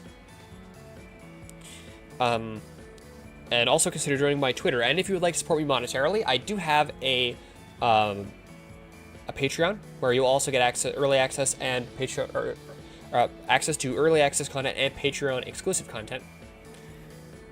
Still be going. This is gonna be fun. Thank you. Yep. Thanks for stopping by. Or thanks for watching. You're right at the end, so thanks for watching. Not just stopping by, but thanks for watching. Actually, all of you, thanks for watching. As far as the Twitch viewers, we will be rating again.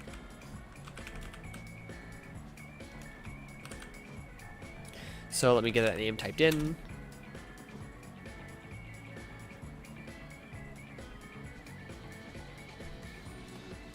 Build you later. Bye. Nice. Okay. And then for anybody who did not join the raid and YouTube viewers, see you later. Bye.